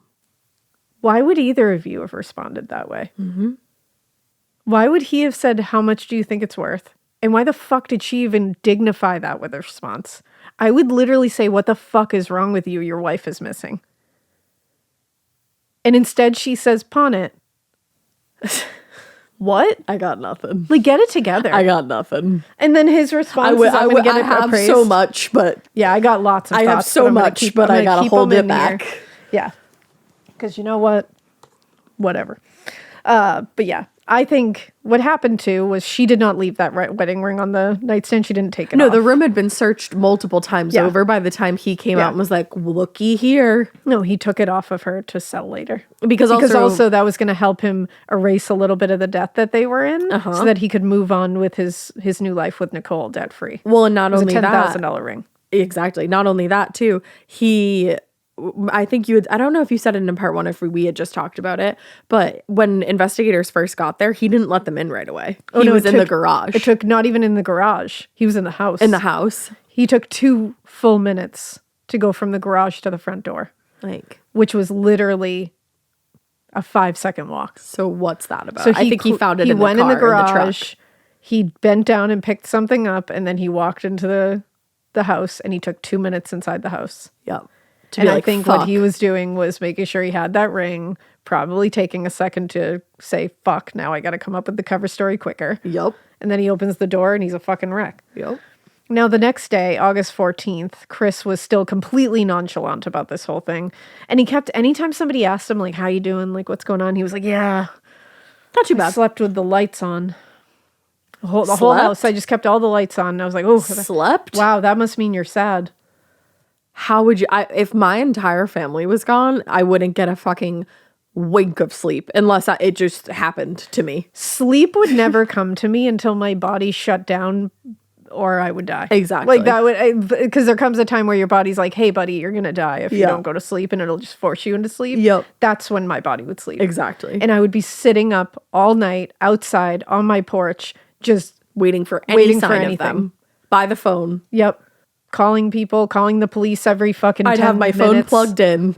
I'd be the police's worst nightmare in that scenario because I'd be calling every 20 minutes. Any just update? Being like, anything? Any update? Can I do anything?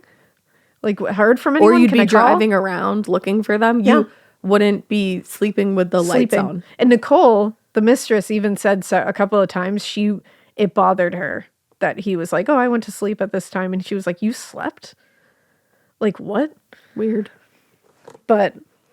that's on August 14th is when he gave the infamous interview on the porch we talked about last time, where he showed no human behavior at all. Just swallowing, blinking, and gritting his teeth. Exactly. Now, later that afternoon, he had a press conference. He appeared at a press conference, too. That was another mistake. And to discuss the whole thing. And he said, I'm hoping right now that she's somewhere safe. It's not something I could ever fathom would happen in my lifetime. And I have no inclination of where she is. Lie. She said she was going to a friend's house with the kids. And that's the last thing I heard. And that was it. It was very vague. Also, that's another story he's clinging to, is after he told her he wanted to separate and sell the house, they got into an emotional conversation, is how he described it. Okay. I was like, an emotion? You haven't met an emotion. Have those? And then he says that she told him that she was going to take the kids to a friend's house. At 4 a.m.? Yep. Okay. Mm-hmm. And he loves to say, he says it several times, very vague. Like, Also, she wouldn't give me the information. If he was going to be leaving for work, she would have just stayed home with the kids. Of course, because she's away from him. She doesn't have to go anywhere. She would have got up. You're going to work. Got them ready at a normal time, gone through the motions, and then got them out of the house before he got home from work. Like, what are you talking about? It doesn't make... And also, you know all her friends. So weird. Like, it's just not... And you didn't press her? No. He's texting her, where are you? Yeah. You just said. She told you you're at a friend's house. Yeah. So... And also, you disenrolled your kids from school in the morning, so and you just think they're at her friend's house? Yeah, like shit. You just ended their education because they're at a friend's... They had a play date, so you ended their education right there? Wild. That's fucking crazy. Now, everyone at this point, including myself at this point in 2018, was that when it popped up on my fucking TV screen, and I said, that guy did it. The husband did it. Everyone was saying this guy is fucked. Everyone saw it. Mm-hmm. Everyone. Yep. Everyone was wondering how he was managing to show zero concern or worry for his pregnant wife and 2 young children. Uh-huh. There is something to be said for not judging how people react in certain situations. Of course. But in this situation, there is not an innocent person on earth who would react even close to how he did, or not react. No. There is just, I won't judge in certain situations. I'm judging so hard that my name is Judy in this situation. He Judith Scheinler is not a human. There is no parent who would react this way if they were innocent. No. Just no parent on earth. Mm-mm. You have to be guilty to act this way. No. No family related to those babies on earth would act that way. Like, nobody. Her best friend showed more emotion than her husband did. Not even related to you. Yeah. The next day, August 15th, Chris agreed to take a polygraph. That was a mistake. Normally, we say polygraphs are hot dogs in a trench coat. This one, I'm willing to say, was pretty effective. You said yesterday, investigator in a trench coat. Investigator in a trench coat. Yeah. Once again, he ran through the story that he'd given the detectives the day before, and just before 3 p.m., he sat down for it. Now, the polygraph session was it wasn't like super long. It didn't have a lot of questions. And that wasn't because they didn't have a lot of questions for him. He just failed so incredibly that they didn't need to ask anymore. They were like, yep, he did it. He failed so spectacularly that the needle went off the page. And that's not hyperbolic. That's real. No, it literally went off the page. FBI agent Tammy Lee said, for someone who was a truth teller, we would consider them to be a grade 2 or higher. And we would consider someone to be deceptive if they were -4 or below. Mm-hmm. Chris Watts scored -18. Motherfucker is almost 5 times over a liar. Yeah. What they normally see with someone that's deceptive.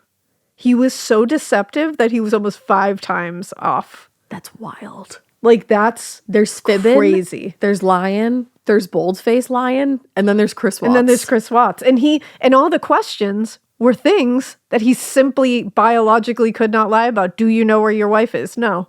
Do you know where your kids are? No. Did you hurt them? No. Off the page. Like, off the page.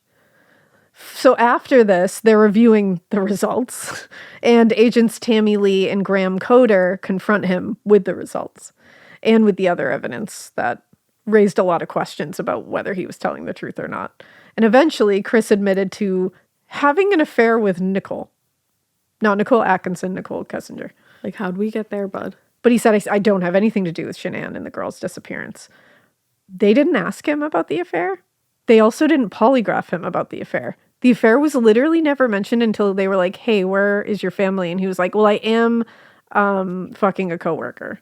And they were like, why are you telling us this? Like, that has nothing to do with what we're asking. But he was so eager to gush about his side piece. It's actually so cringy. Oh. How this happens. And I think the agents were like, Please is this stop. real? Like you can see in the transcript that they're like, please stop talking about your mistress. Like why are you talking about this? Now, Chris says, so they're like, where's your family? Because they were like, yeah, no, we don't want to talk about your mistress, Chris. Where's your family? And he says, oh, she was wonderful, meaning Nicole, not his wife. What? He said she was a wonderful person who knew he was married. Oops. That's contradictory. And he was having issues in his marriage. Chris said he told her he was going to get separated from Shanann. Not that he was separated, he was going to. Yeah, planning on it. But he didn't know what that was going to look like. Chris said she took his breath away, and he never thought in a million years something like that could happen. Chris said he never felt the same way about anyone in his lifetime as he did about her. So not the mother of his 3 children, 1 unborn. So Agent Coder says, hey, we don't think your girlfriend hurt anyone. And then he says, could we leave her out of this and get back to talking about your wife and daughters? Can we talk about maybe where your kids are? That's not me editorializing this. That is a transcript that I'm reading you.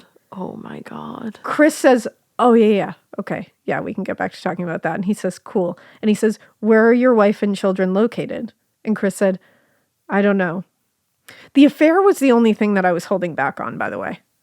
He can't stop talking about it. And Agent Coder, it literally says, reminded Chris that he was not questioned about the infidelity on the polygraph. He's like, hey, bro, you don't actually even have to tell us about that right now. We haven't even got there yet. So we're still on the, where's your wife and kids? So this is literally how this happened. They said, hey, where are your wife and kids? And he was like, I did have an affair. And they were like, whoa, that's crazy. We are the FBI, though. So, like, we know that. And then he said, let's not talk about this. Let's talk about your wife. Oh, she's just, my mistress is a wonderful person. She's great. Takes my breath away. She took my breath away. Never in a million years thought this could happen. I could never feel this, in a lifetime about how she looks. And they're like, okay, can we not? We don't think she killed your family. So can we just talk about your wife and family? And he's like, absolutely. And they're like, where are they? And you're like, yeah, I don't know. I did have an affair, though, just so you guys know. And she is great, and I've never felt anything like I felt with her. And then at the end of it, Agent Coder says, Chris, we know about your girlfriend. Here's her date of birth and where she lives. Oh, my God.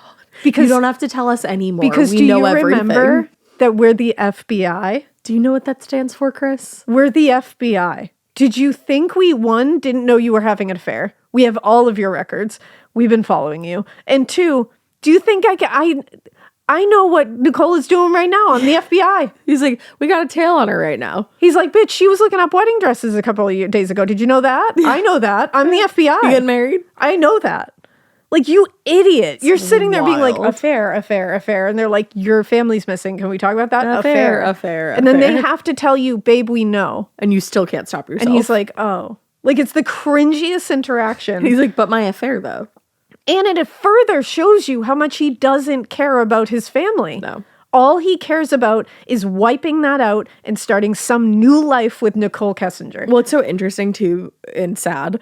I don't know if we mentioned this in part 1, but I saw something that said like one of his former cellmates said he gets, this is disgusting, gets letters from women all the time. And like, they're in the discovery documents. They send him like bikini pics and shit like that. You're a fucking freak if you do that. Like, something's wrong with you. You shouldn't have access. Sorry. You shouldn't have access to the tools that letter writes. He smothered his 2 babies and killed his pregnant wife and dumped them in an oil tank. If you do that shit, something is fucking wrong with you. Yeah, you're probably not fixable. Yeah, no. But sorry. You're just not. So that cellmate, though, said, like, he becomes so obsessed with one particular woman, and he will like write her a 15-page letter back and like talk nonstop about her and like it's like compulsive.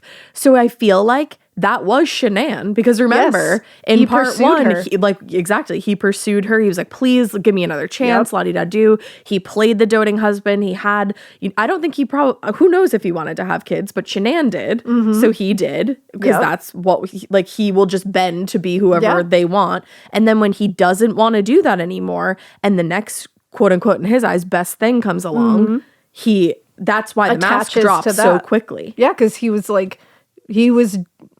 conforming to what he needed to conform to, which now he's cheating on his wife and his whole family. So he's like this bad guy. Right. So he's like, I'm going to be a bad guy. Let me play this role now. Yeah, I'm going to play this role now. But it's like, that's why the mask just like falls to the floor and shatters, because he just attaches immediately to this next person. Because he did, at one point, Nicole said in one of the interviews, she did state that she always believed he was more into her than she was to him. I don't know about that because like I'm not Googling wedding dresses for 2 hours. You were Googling like marrying your mistress and like all that. So like it sounds like you were pretty into him. So I don't know about that. I'm not in the relationship, so I can't say. I'm just looking at context clues here.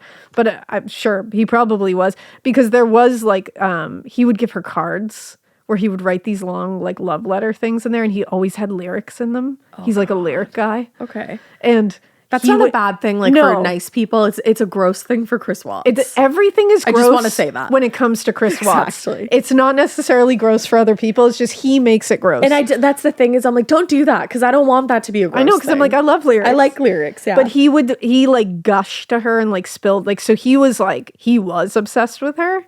It's also just in like a very real way. like juvenile coded. Yeah, he's very stunted. He is very stunted, and I wonder why.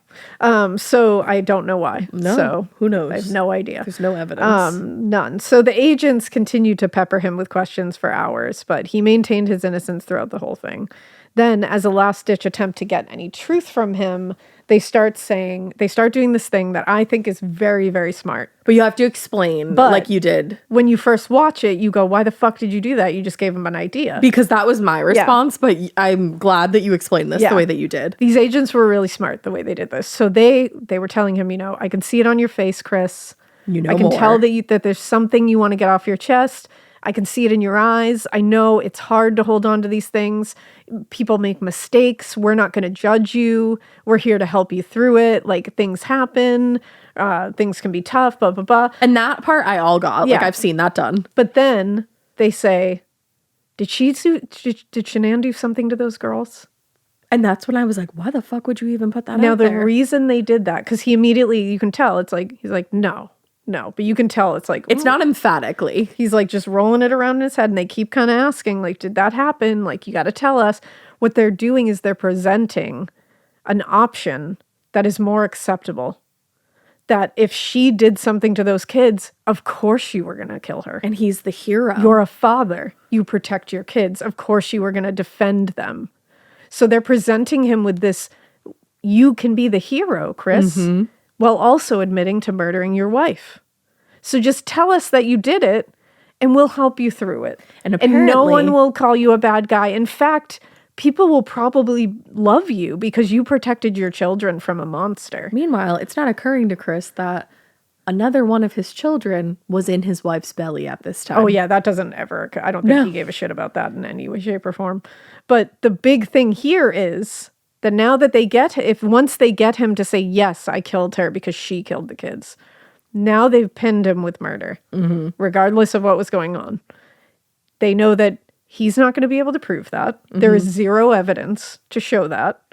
And that once they got him there, then they can start pushing him down the alley of, okay, well, you already admitted to killing her. And just pulling little threads. And we can start saying, well, we do have this evidence that says you did it. And we do have that. And it's much easier to push him down that alley once you've got him over the hump of, yes, I did murder someone. Right. Because then you can keep him. It was smart. It's a risk and it can backfire, but I think it worked really well in this instance because he starts kind of cracking a little bit. He doesn't say it. And then they can see that. And again, another smart move is they go, do you want to talk to your dad? Because remember, his dad is like, he felt the one person that truly understood him and they're super close. Yep. So they bring him into the interrogation room and they say, we're going to leave you two alone so you can talk. Which, like, and you're never alone in an interrogation room. So Chris talks to his dad, and his dad is genuine in the beginning, like trying to be like, what happened? Like, just tell me what happened. And he tells his father that he had seen Shanann that morning before he left for work. And his dad is like, because his dad has heard this. So he's like, did she do something? Like, what happened? Did you do something? Like, what's going on? Just tell me what's happening. And he claimed they had another argument about their marriage. And when he came downstairs, he found Shanann had smothered the girls to death because she was so mad that he wanted to separate that she murdered her children. And he tells his father, and I freaked out and hurt her. Now, according to Chris, after he strangled Shanann and wrapped her in the top sheet that was missing, and then took her body and the bodies of Bella and Celeste out to the truck. That's when he drove out to one of the oil tanks his company owned in the middle of a remote area. And after burying Shanann in a shallow grave, he placed the girls' bodies into each tank, then sealed them up and drove to work like nothing happened. Why would that be your response in any world? Precisely. Why would that be what you did? Well, and so now he's confessed to the murder of Shanann, but he's swearing he had nothing to do with the murder of the children. But there are about 1 billion things in this confession that everyone said no. At one point, he even looks at his dad and he says, why did this happen to me? Why did this happen to those 2 little girls? Why did it happen to you? Yeah. Nice that you asked about yourself first. Not even the kids first. Just why did this happen to me? I mean, why did this happen to those 2 little girls? I'm like, you can't even human. No. You don't know how to human. No, you don't know how to father. He can't even he doesn't even stumble into humaning at any point. Which is crazy. Which is even crazier because I feel like a robot even stumbles into humaning every once in a while. Like, honestly. AI can human more than Chris Watts can human. Yep. Like, truly. And several times the interrogators tried to get him to admit what he did to Celeste and Bella after this. And they noted, this was another thing I was glad they did. They looked right at him and they said, listen, we're not going to feel right if Shanann, a murder victim who cannot defend herself, takes the rap for murdering her own children if she didn't do it. Because we know she didn't. And because they know it. And they're trying to appeal to him now by being like, listen, you can't pin this on a mother who didn't do it. She's dead. Like, her legacy is going to be murdering her own baby girls. And you're going to let that happen? And he says, I'm fine with it. Of course he is. He doesn't give a shit about her anymore. He was totally fine with it. Diabolically fucked up. He was fine with Shanann being known as a mother who smothered her children to death because she was mad at the husband for wanting to separate. And the sad thing he was fine with her going down like that. And because he said that, there are people that believe that. Yeah. Like, they're insane and they're not educated on this case. Anybody who thinks Chris Watts is innocent in any way, shape, or form, I don't want to hear anything from you. No, I don't want to hear anything from you. But how fucked up is that? That's willful ignorance is what that is. He was okay doing that and did it. Yeah. He was able to get that out there. Even when warned about the consequences. Exactly. He did not care. And he said, that's fine. But they also pointed out something that was interesting and really good too. And they were playing on the fact that he is not a parent. Mm-hmm. Like, he's not a human. He's not a father. Because he let that go. Because they said, here's the thing. And they said, so when you came downstairs, what did you see? And he said Shanann was on top of Cece. Now, again, this is him. He lied. Yeah. And they said, okay. And he said, so I grabbed her and I strangled her. I was just so angry. Like, I saw those girls and blah, blah, blah. And they're like, yeah, totally. And then they're like, no parent is ever going to accept that their children are dead. They're just not. And they said, certainly not enough to dump them in tanks of oil. Yeah. Like, they're just not. And so they said, it's strange to me. They said, did you try CPR? Did you try life-saving, reviving them? Like, anything on them? Which you would. And he said, no. And they were like, that's weird to me. Like, Agent Coder was like, I'm sorry, I can't understand that. I would do everything I could to bring my child back to life. And they said, you didn't call an ambulance to try to revive them? Nope. And they were like, that's weird. That's weird. And he was like, I was scared. And they were like, yeah, parents don't get scared over their love for their children. Like, you don't pick scared over love for child. And they were like, especially, it just doesn't make sense to me. And he's like, no, I was scared. Okay. Like, it makes absolutely no sense. Now, meanwhile, as this is happening, police had discovered the body of Shanann. She was buried, the top of, like, where her body was 8 inches under the dirt. That's a shallow. Calling that a shallow grave is actually generous. Yeah, it's a divot. And she was found about 100 feet from the large oil tanks at the Anadarko oil well site near Roggen, Colorado. Where he just worked all day. Yep. Or almost, he would have worked all day. Oh, yeah. He was around employees that day at that site, feet away from where his children were laying in an oil tank, and he was joking with them. Yep. Everyone at that site said he didn't act even slightly off. That's unreal to me. Nothing was different. Now, they found them because he had gone to that site that morning and worked there, and his truck was a work truck. It had GPS on it. Right. So they followed the GPS. He didn't think through any of this. No. And That's why it's wild that like this was planned. Yeah. Like he thought he really thought he was going to be able to cover it all up. He really had was that he was going to murder them. Yeah. And he thought he could go home and just get rid of anything that said. But it wasn't meticulously planned. Because remember, one thing about this that I will give, like, for this to be part of the plan, he was going to that site anyways. Right. So his GPS showing that he went there isn't the thing that tipped them off. Exactly. It's just because he would have been there anyway. They're going backwards and they're following his trail because they are now just investigating different things. So this wouldn't have tipped them off. Mm-hmm. So this could be, this is part of the plan of, well, I'm going there anyway. So fucking stupid. Now, they did an aerial search. From the air, they spotted a piece of sheet that Shanann was wrapped in and buried in. It was sticking up from the dirt. And they said, hey, there's some fabric. They were able to determine that the sheet was from the missing set that they found in the trash. And during that search, Chris confessed that he had killed Shanann. It was happening like at the same time. Like so they're finding the sheet, and then he immediately confessed. And he said he disposed of their bodies at this site. So they took a picture of this site from the air and sent it to the police station, and he wrote their initials on where they were. Oh my God. One on each tank, because something that like really upset both of us yesterday, I think Ash didn't know. No. Was that he dumped Celeste and Bella in separate tanks. I never knew that. And for some reason, I mean, everything about that just shatters my soul. Him dropping them in an oil tank alone, but to separate them. From not only from their mother, but from each other is like sick. They were just alone in those oil tanks, a 4-year-old and a 3-year-old. And why did you throw them in oil? I shouldn't even say throw them. Why did you shove them in oil tanks? But we'll get there. Now, on August 16th, they went back and completely drained the tanks of crude oil. And this is going to get rough. Again, I'm not going to be super graphic about it. The discovery documents are very graphic about this search, and I warn you that ahead of time. If you are reading them and you get to this point, I suggest you skip over it. It's horrific, and I wish I had never seen it. That's when they found Celeste and Bella in each tank, and they were able to get them out. Autopsies concluded that the death of Shanann was manual strangulation. Although her hyoid bone was not broken, he just knew what to press on to stop breathing. And the deaths of Bella and Celeste were violent and horrific asphyxiation due to smothering. And he smothered them with their favorite blankets. Mm-hmm. And Bella fought back really hard because Bella was the last one killed. Bella's the 4-year-old. So she had seen what happened. So Bella's last... I'm going to cry again. Yeah, no, of course you are. Bella's last moments were seeing this. Nightmarish. And that, ruins me. I just, I don't get how somebody does this. I don't get it. There were also... And that's half of you. You created those beings. That's the thing. How would you not die for those babies? And how do you kill them? Ugh. How do you do that?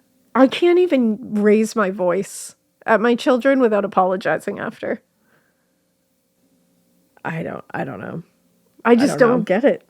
And there were injuries as well from being shoved through an 8-inch hole that neither of them could fit through comfortably. So he had to further hurt them. And he just didn't care. And then he worked by those tanks. He's a fucking monster. He's a disgusting, irredeemable, monstrous piece of shit. Yeah. And if there is a hell, he will see it. He's in it. And honestly, if there is a hell, I hope he sees it every day. He does. Yeah, and he has said that he does. Oh, he said he's haunted. And I hope he actually is. I hope he's not just saying it. He sees the visions every day, and I hope it gets worse and worse. I hope those visions never fade, and I hope they get clearer and clearer. I hope they drive him to complete and utter madness. Yeah. And that he loses his fucking mind. Mm-hmm. I hope it's the same thing like Brian Kohlberger in the Idaho 4, where he's losing his mind at night because none of the inmates will let him sleep. That's what you get when you murder kids. I hope that he's getting that. Now, there was a report that I saw that was on August 18th, just going through the timeline. And that just gives you after you've just heard that, gives you another indication of how little he cared and how much he knew that he was probably going to get caught. There was a mutual friend of both of them, a guy named Christopher Rusk. And he found out that the family was missing and he hadn't heard anything yet. And he had reached out to Chris. This was a few days prior and was saying like, oh my God, I'm so sorry if there's anything I can do. And he said the only thing that Chris said to him was, quote, I shouldn't have talked to the media. What the fuck? And he actually went to the police with that and said, this was weird. Yeah. So everyone around him was like, this is weird. I shouldn't have talked to the media. He basically just said, well, I'm fucked. Yeah. On August 19th, the police department got an email from someone. And this is just a strange thing that I found that there was no nothing came after this. Yeah. Nobody found this person, but it's still in the documents. And I thought it was a strange thing to see. I was like, huh. Yeah. So the police department on August 19th got an email from someone at familyheating@AOL.com. And it was saying that Chris was having an affair with a woman, not Nicole Kessinger, whose ex-husband he worked with at this oil company.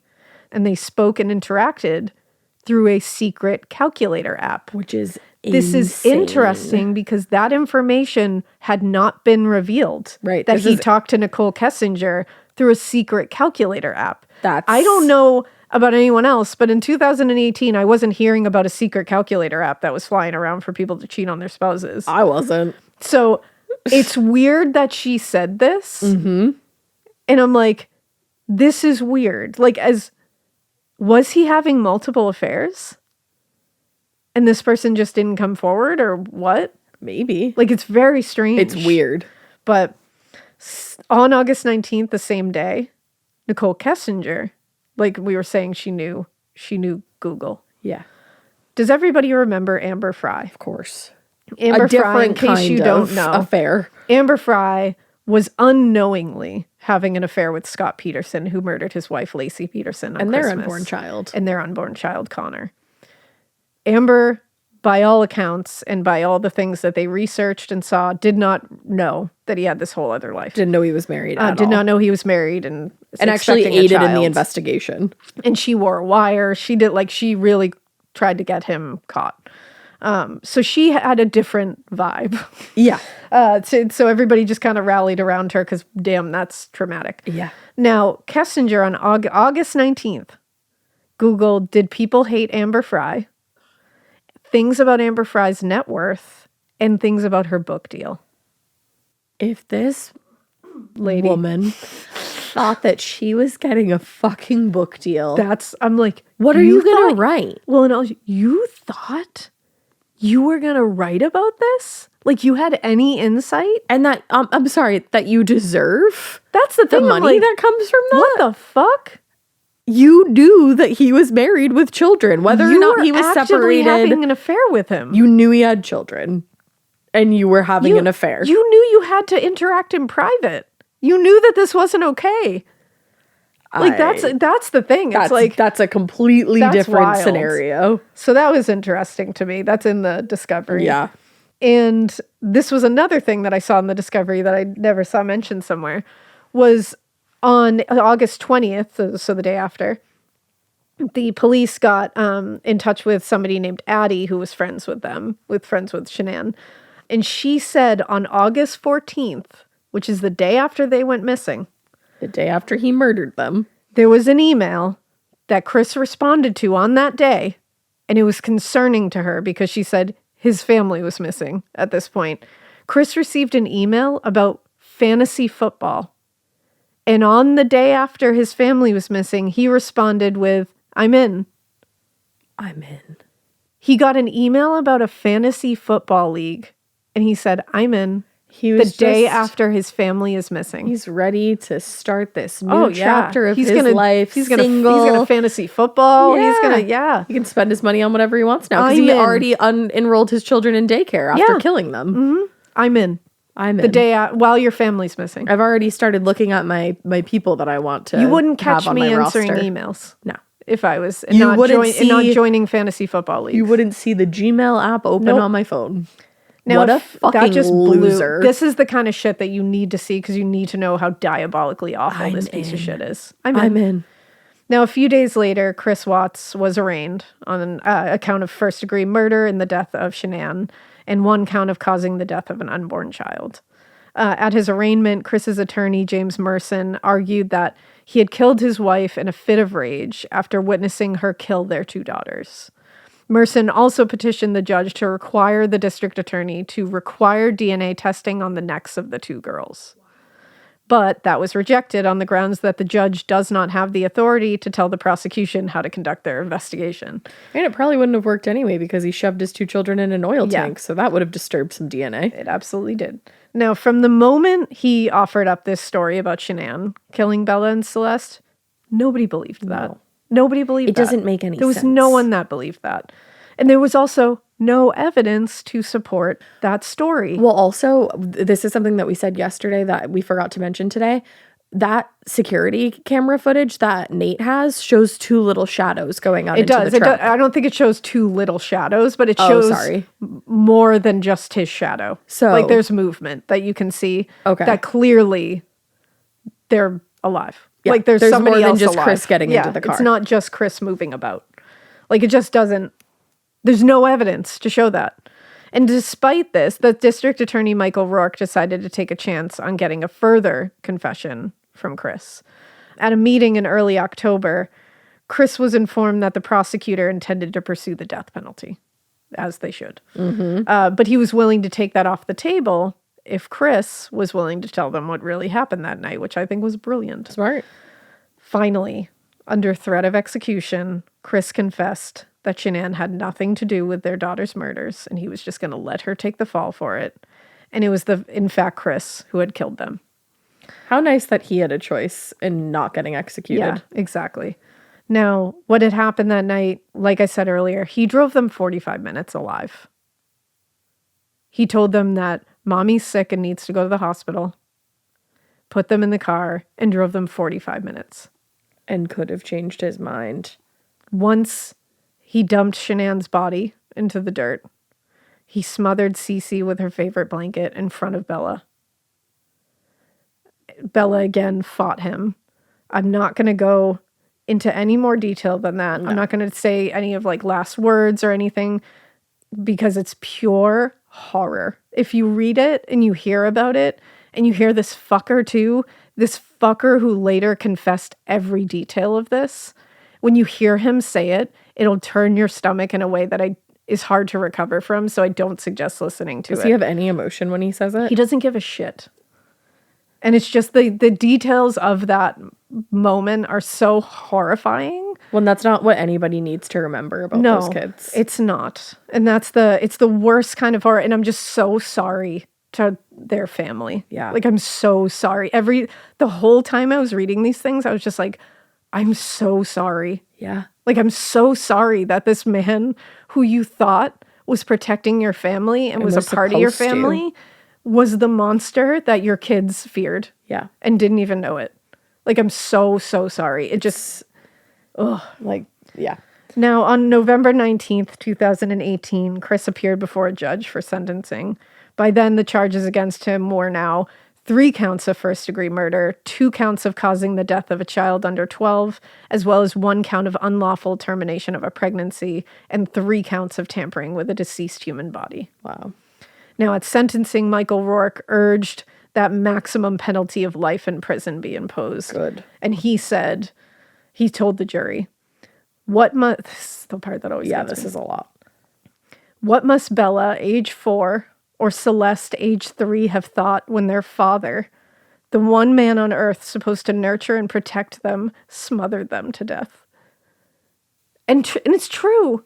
Yeah. Like, you don't even want to think about that. No. You're like, but I keep thinking about it. Like, how I can can't you not? Stop thinking about it. Knowing that that's what happened, how do you not think about that? Well, after we record this one for the second time, I have to get far away from this case. Yeah. I need to get far away from this case. It's horrific.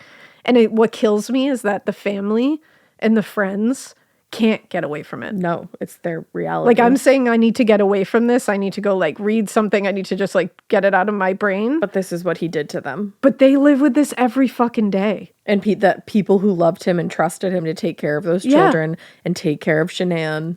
And they be a husband and a father. They live with their absence every day. So it's a reminder every single day to them of what happened. And he's still here.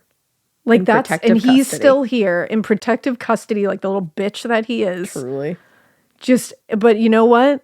He's scared every second. He's pissing his pants every second of the day. I just feel like, don't protect him. He didn't protect anybody. No, nobody protected those little girls. His duty, and nobody protected as a father, and his duty as a husband was to protect his wife and his children at all costs. And he didn't. So why are taxpayer dollars protecting him? Exactly. Why? I don't want to I mean, I'm not in Colorado, but I don't want to fucking pay for that. Yeah. Nobody should pay for that. No. Give him one day out. It'll be fine. Give him a day he deserves, you know? That's all. Let karma serve its purpose. Yeah, just let the chips fall where they may, you know? That's all I have to say. Judge Marcelo Kopkow shared everybody's outrage and disgust with Chris Watts. He said, "This is perhaps the most inhumane and vicious crime I have handled out of the thousands of cases I have seen. Can't even imagine. Nothing less than a maximum sentence would be appropriate." And with that, he sentenced Chris Watts to 3 life terms for the murders and an additional 84 years for the other crimes. So this fucker is spending 3 life sentences plus 84 years. I honestly, like, part of me hopes that he lives such a long life. Yeah. And I hope he thinks about it every day. Absolutely terrorized because he doesn't deserve to get to move on to the afterlife anytime soon. No. And be rid of this. No. And before Chris was removed to begin serving his sentence, the families of both Chris and Shanann were given the opportunity to speak. These ones are rough, but I feel like they're important. They're heavy, but yeah, their words should be said. So Frankie, Shanann's brother, said, honestly, this one really gets me. "We beg the district attorney to spare your life because we believe no one has the right to take the life of another, even someone like you. Why? Why would you do this? You don't deserve to be called a man. What kind of person slaughters the people who love him the most? Did you really think you'd get away with this? Did you really think that this was your best option, to throw away your family like they were garbage? They deserve better and you know it. I hope you spend the rest of your life staring at the ceiling every night being haunted by what you've done. You took away my family from this earth, but you can never take them from my heart." This is the part that really kills me. "You took away my privilege of being an uncle to the most precious little girls I had ever known." Fuck, that always gets me. Yeah, of course. It's like, I'm so glad that they got to say exactly what they wanted to him, though. And who knows how it impacted him, because I don't know if he's even impactable. But I hope it fucked him up. I hope it did. Her father, Frank Sr., said, "I trusted you to take care of them, not kill them. And they also trusted you, you heartless monster. You have to live with this vision every day of your life, and I hope you see it every time you close your eyes at night." Now, in her statement, Cindy Watts, Chris's mother, it's barely worth reading. Sorrow for everything, and she said, "As your mother, I have always loved you, and I still do. I hate what has happened, but we will remain faithful as your family. We love you and forgive you, son." It's so bad that you have to say what has happened. You didn't even say what you've done. Use a more, like, not forceful, passive terms. Don't make it passive, like he didn't have something to do with it. What has happened? Nothing happened, babe. Nothing happened. I hate that you have done this to our family. Murdered his family. Also, you want to say, "I will always love you because I'm your mother"? Yeah, I get it. I will always love my kids. I don't care. Like, no matter what. Of course. But to sit there and say what happened, like he didn't do it, and also to say, "I forgive you," no one gives a shit. It's that you stand in front of her family and say that you forgive the guy who murdered their daughter. Who you didn't like, and continue to disparage. And continue to say you don't like. We can't get too far into that because I'll get heated. Yeah, I'll get super pissed, but she's done plenty of interviews that say how she felt about Shanann.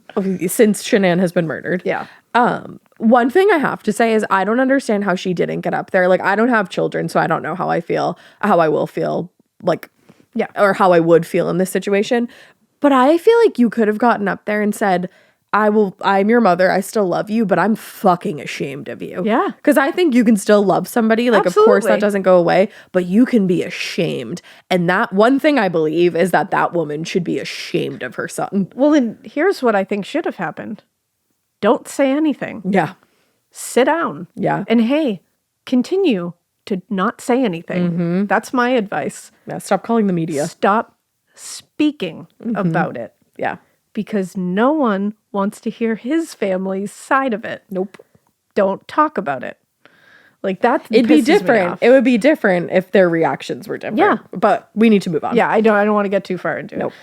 But I do want to end those statements with Sandy, who is Shanann's mother. She said, and this proves that the mask dropped. We loved you like a son. We trusted you. Your faithful wife trusted you. Your children adored you, and they also trusted you. Your daughter, Bella Marie, sang a song proudly. I don't know if you got to see it, but it was Daddy, You're My Hero. I have no idea who gave you the right to take their lives, but I know God and his mighty angels were there at that moment to bring them home to paradise. After everyone had been given the opportunity to speak, the judge instructed the deputies to take Chris out of that fucking courtroom Get him and away deliver from him to the humanity. custody of the Colorado State Prison System, where he was going to begin serving a sentence. Where he was going to begin rotting. But a few months later, Chris was transferred to Dodge Correctional Facility in Wisconsin after prison officials in Colorado became concerned for his safety. He wasn't concerned with anybody else's safety, so why waste the money? He should be concerned for his safety every fucking second of every fucking day. Yeah, for no the one else entirety should of be. his life. He remains there to this day and is unlikely to be released. And like I said, just to remind you, he's scared shitless for his life every second of every day. He barely sees sunlight. He's in isolation. His life is miserable. And that's how it should be. He also recently, as recent as last year, 2025, he wrote a letter to God. He's found religion. Honey, if God's around, he's not listening to your dumb ass. He does not like your ass, I can tell you that much. He wrote a letter to God where he blamed women and mainly his mistress, Nicole, for what happened. Nice. He said that she tempted him. Oh. Because he's a little sniveling shitberg. With no self-control. Yeah. Awesome. Yeah. Yeah, totally. He wrote, I was misled. I was tempted by a harlot. I was weak and I allowed myself to be fooled by an evil woman. She led me from the path of righteousness. Oh, wow. I know that you will deal with her someday. She will be judged. You know my heart, Lord. I am a man after your heart. I seek your face. I allowed her to sway me. He also completely blamed just women for everything. He called women harlots, Jezebels, whores. Okay. It's all their fault. Meanwhile, he seems like he's really adjusting well. He was cheating on his pregnant wife and then murdered them all in cold blood. But like, yeah, it's women's fault. Yeah, totally. That's nice. Should have known it when he looked at that police officer and said, because women. Yeah, honestly. When it made no sense. There is also a paranormal aspect to this case, which I'm not going to get super into. There's only a couple that I just wanted to point out because they are the only ones that I was not able to immediately be like, well, maybe it's this, yeah. You know? So there's like two things. So there's one, Sandy, Shanann's mom, received a text message after all of this from an unknown number saying that the back door of your deceased daughter's house is open. And she responded, who is this? And they never responded to her. Like, that's fucked up. So the police were called to go check. The door was closed, but the screen door was open. Which is weird. And the garage light was on. And it's not motion, nothing like that. It's like it was on. You have to be in the garage to turn it on. They were confused by all this, but it seemed like no one had broken in. Nothing else they could figure out, at least. And then later in the same day, Nate, the neighbor, who like saved us all with the surveillance video, right? He said that so other neighbors had told him that they were seeing lights going on in that house. Mm-hmm. And so he said he looked at the surveillance video and he saw a dark-haired woman walk up to the front door and not I've heard walk that out so many times, and it chills me to my core every time. And she never walked out. So the police showed up again. They couldn't find anybody, but there were lights on. And when they went in there, they said like a cabinet was opened. But that's it. And like they couldn't figure out anything else. It didn't look like anything was like ransacked or taken. And there's no footage of the woman leaving. Yeah. And that footage isn't released. They won't release it. It's like maybe she went out the back. I think you would see though. Okay. Because the door was locked. Oh. Yeah, I don't know. That's chilling. And then like I think the garage, the alarm was set. And when they talked to Shanann's father, he was like, I didn't set the alarm when I left last. Because there's nobody in the house. Like they do. Why? He's like, there's nothing worth protecting in that house anymore. Oh. So why is the alarm set? And who set it? Yeah. Like it's very strange. And why? It's very, why very do strange. That? Yeah. I don't know. And then there's two other things. There's body cam footage from afterwards with the K9 unit. This is the part that messes me up. And when they're walking into Shanann's closet, you hear a very distinct giggle, like a child giggle. Loud. Very loud, very distinctive. It actually startles the officers. They all hear it. They all discuss it. And they try to recreate it. They're all very frazzled by it. They can't recreate it. They don't know where it came from. Yep. It's very spooky. One of them won't even go back in the closet. Yeah, it's like clearly freaked out by it. And then the second one is the one that really chills my bones. Because honestly, with that first one, I hope that's just because residual energy. Yeah, exactly. I hope it's residual energy because I really hope that like whatever their family believed in, like Sandy said, she hopes they're in paradise. I hope that's exactly where they are. Yeah. Together. Not like I don't want to believe, and I honestly don't believe that they're stuck in that house. No, I don't believe that either. I think if anything, this was residual. I think this stuff too was as they were missing. Yeah. I'm pretty sure. So it was right after. And I wonder if it's just a burst of residual stuff. But they go into the main bedroom at one point and you can hear this breathy, whispering voice say, "This is our home." And it sounds like it's in like despair. Yeah, it sounds like a very sad, like, "This is our home." Like, and can't it says believe it like it. So sad, and it's so clear. It is. And it's just like, I don't know what it is, but regardless of what it is, it's spooky, and I don't know if it's just energy that like was, because I was gnarly energy in that house right then. So, but it's very spooky. A lot of people talk about it. It's worth noting. Yeah. But yeah, that is the story of Chris Watts, and it's even more horrifying than I initially thought it would be somehow. Yeah, honestly. And again, I just feel so sorry for anybody who knew them, who has to live this every day. I know. But I also want to make sure that his version of the story is dispelled as often as humanly possible. Seriously. Because fuck. He's a monster, and I am happy to never think of him again. Because also, he likes to like spin the story of like Shanann being domineering and almost tries to pin it on that. Like, well, she was just a hard woman to live with. And it's like, first of all, none of her friends say that. Yeah. Everyone who knows her says that she was great. And it's like, and two, even if she was domineering, get divorced. Still doesn't mean you kill her. No. Like that's, so like, I hate that shit too. Because it's like, it just doesn't matter. No, it just doesn't matter. It has nothing to do with anything. There's just no excuse for this. There's no excuse for it. But yeah, it's a horrifying story. And I never want to talk about it again. Let's, as a palate cleanser, get to the fun fact part of the show. Yeah. To end this. I feel like we all need this fun fact. I desperately need it. Birds get drunk on fermented berries, particularly in the late winter and early spring, because thawing and freezing causes the berries to ferment. You had used this one yesterday, and it was so welcome. Yeah. I love that. It's very prevalent in the spring, in fact. I love that a lot. Yeah. Because good for them. We might have seen a drunk bird today, actually. Yeah, they're just out there popping bottles. You never know. Yeah, I saw a bird that flew. I was in the drive-thru and it flew onto a branch, but the branch wasn't like heavy enough to support it. Yeah. So it had like a weird stumble moment and then jumped on a regular branch. And I was like, fuck. Oh man, I bet he's so embarrassed, and I hope he's not. She's like, I hope nobody saw that. I was like, I'm not judging you. We've all been there. But yeah, that was a good fun fact. Yeah, I love birds. Yeah. All right. We hope you keep listening. And we hope you keep it weird. And that's it. Not that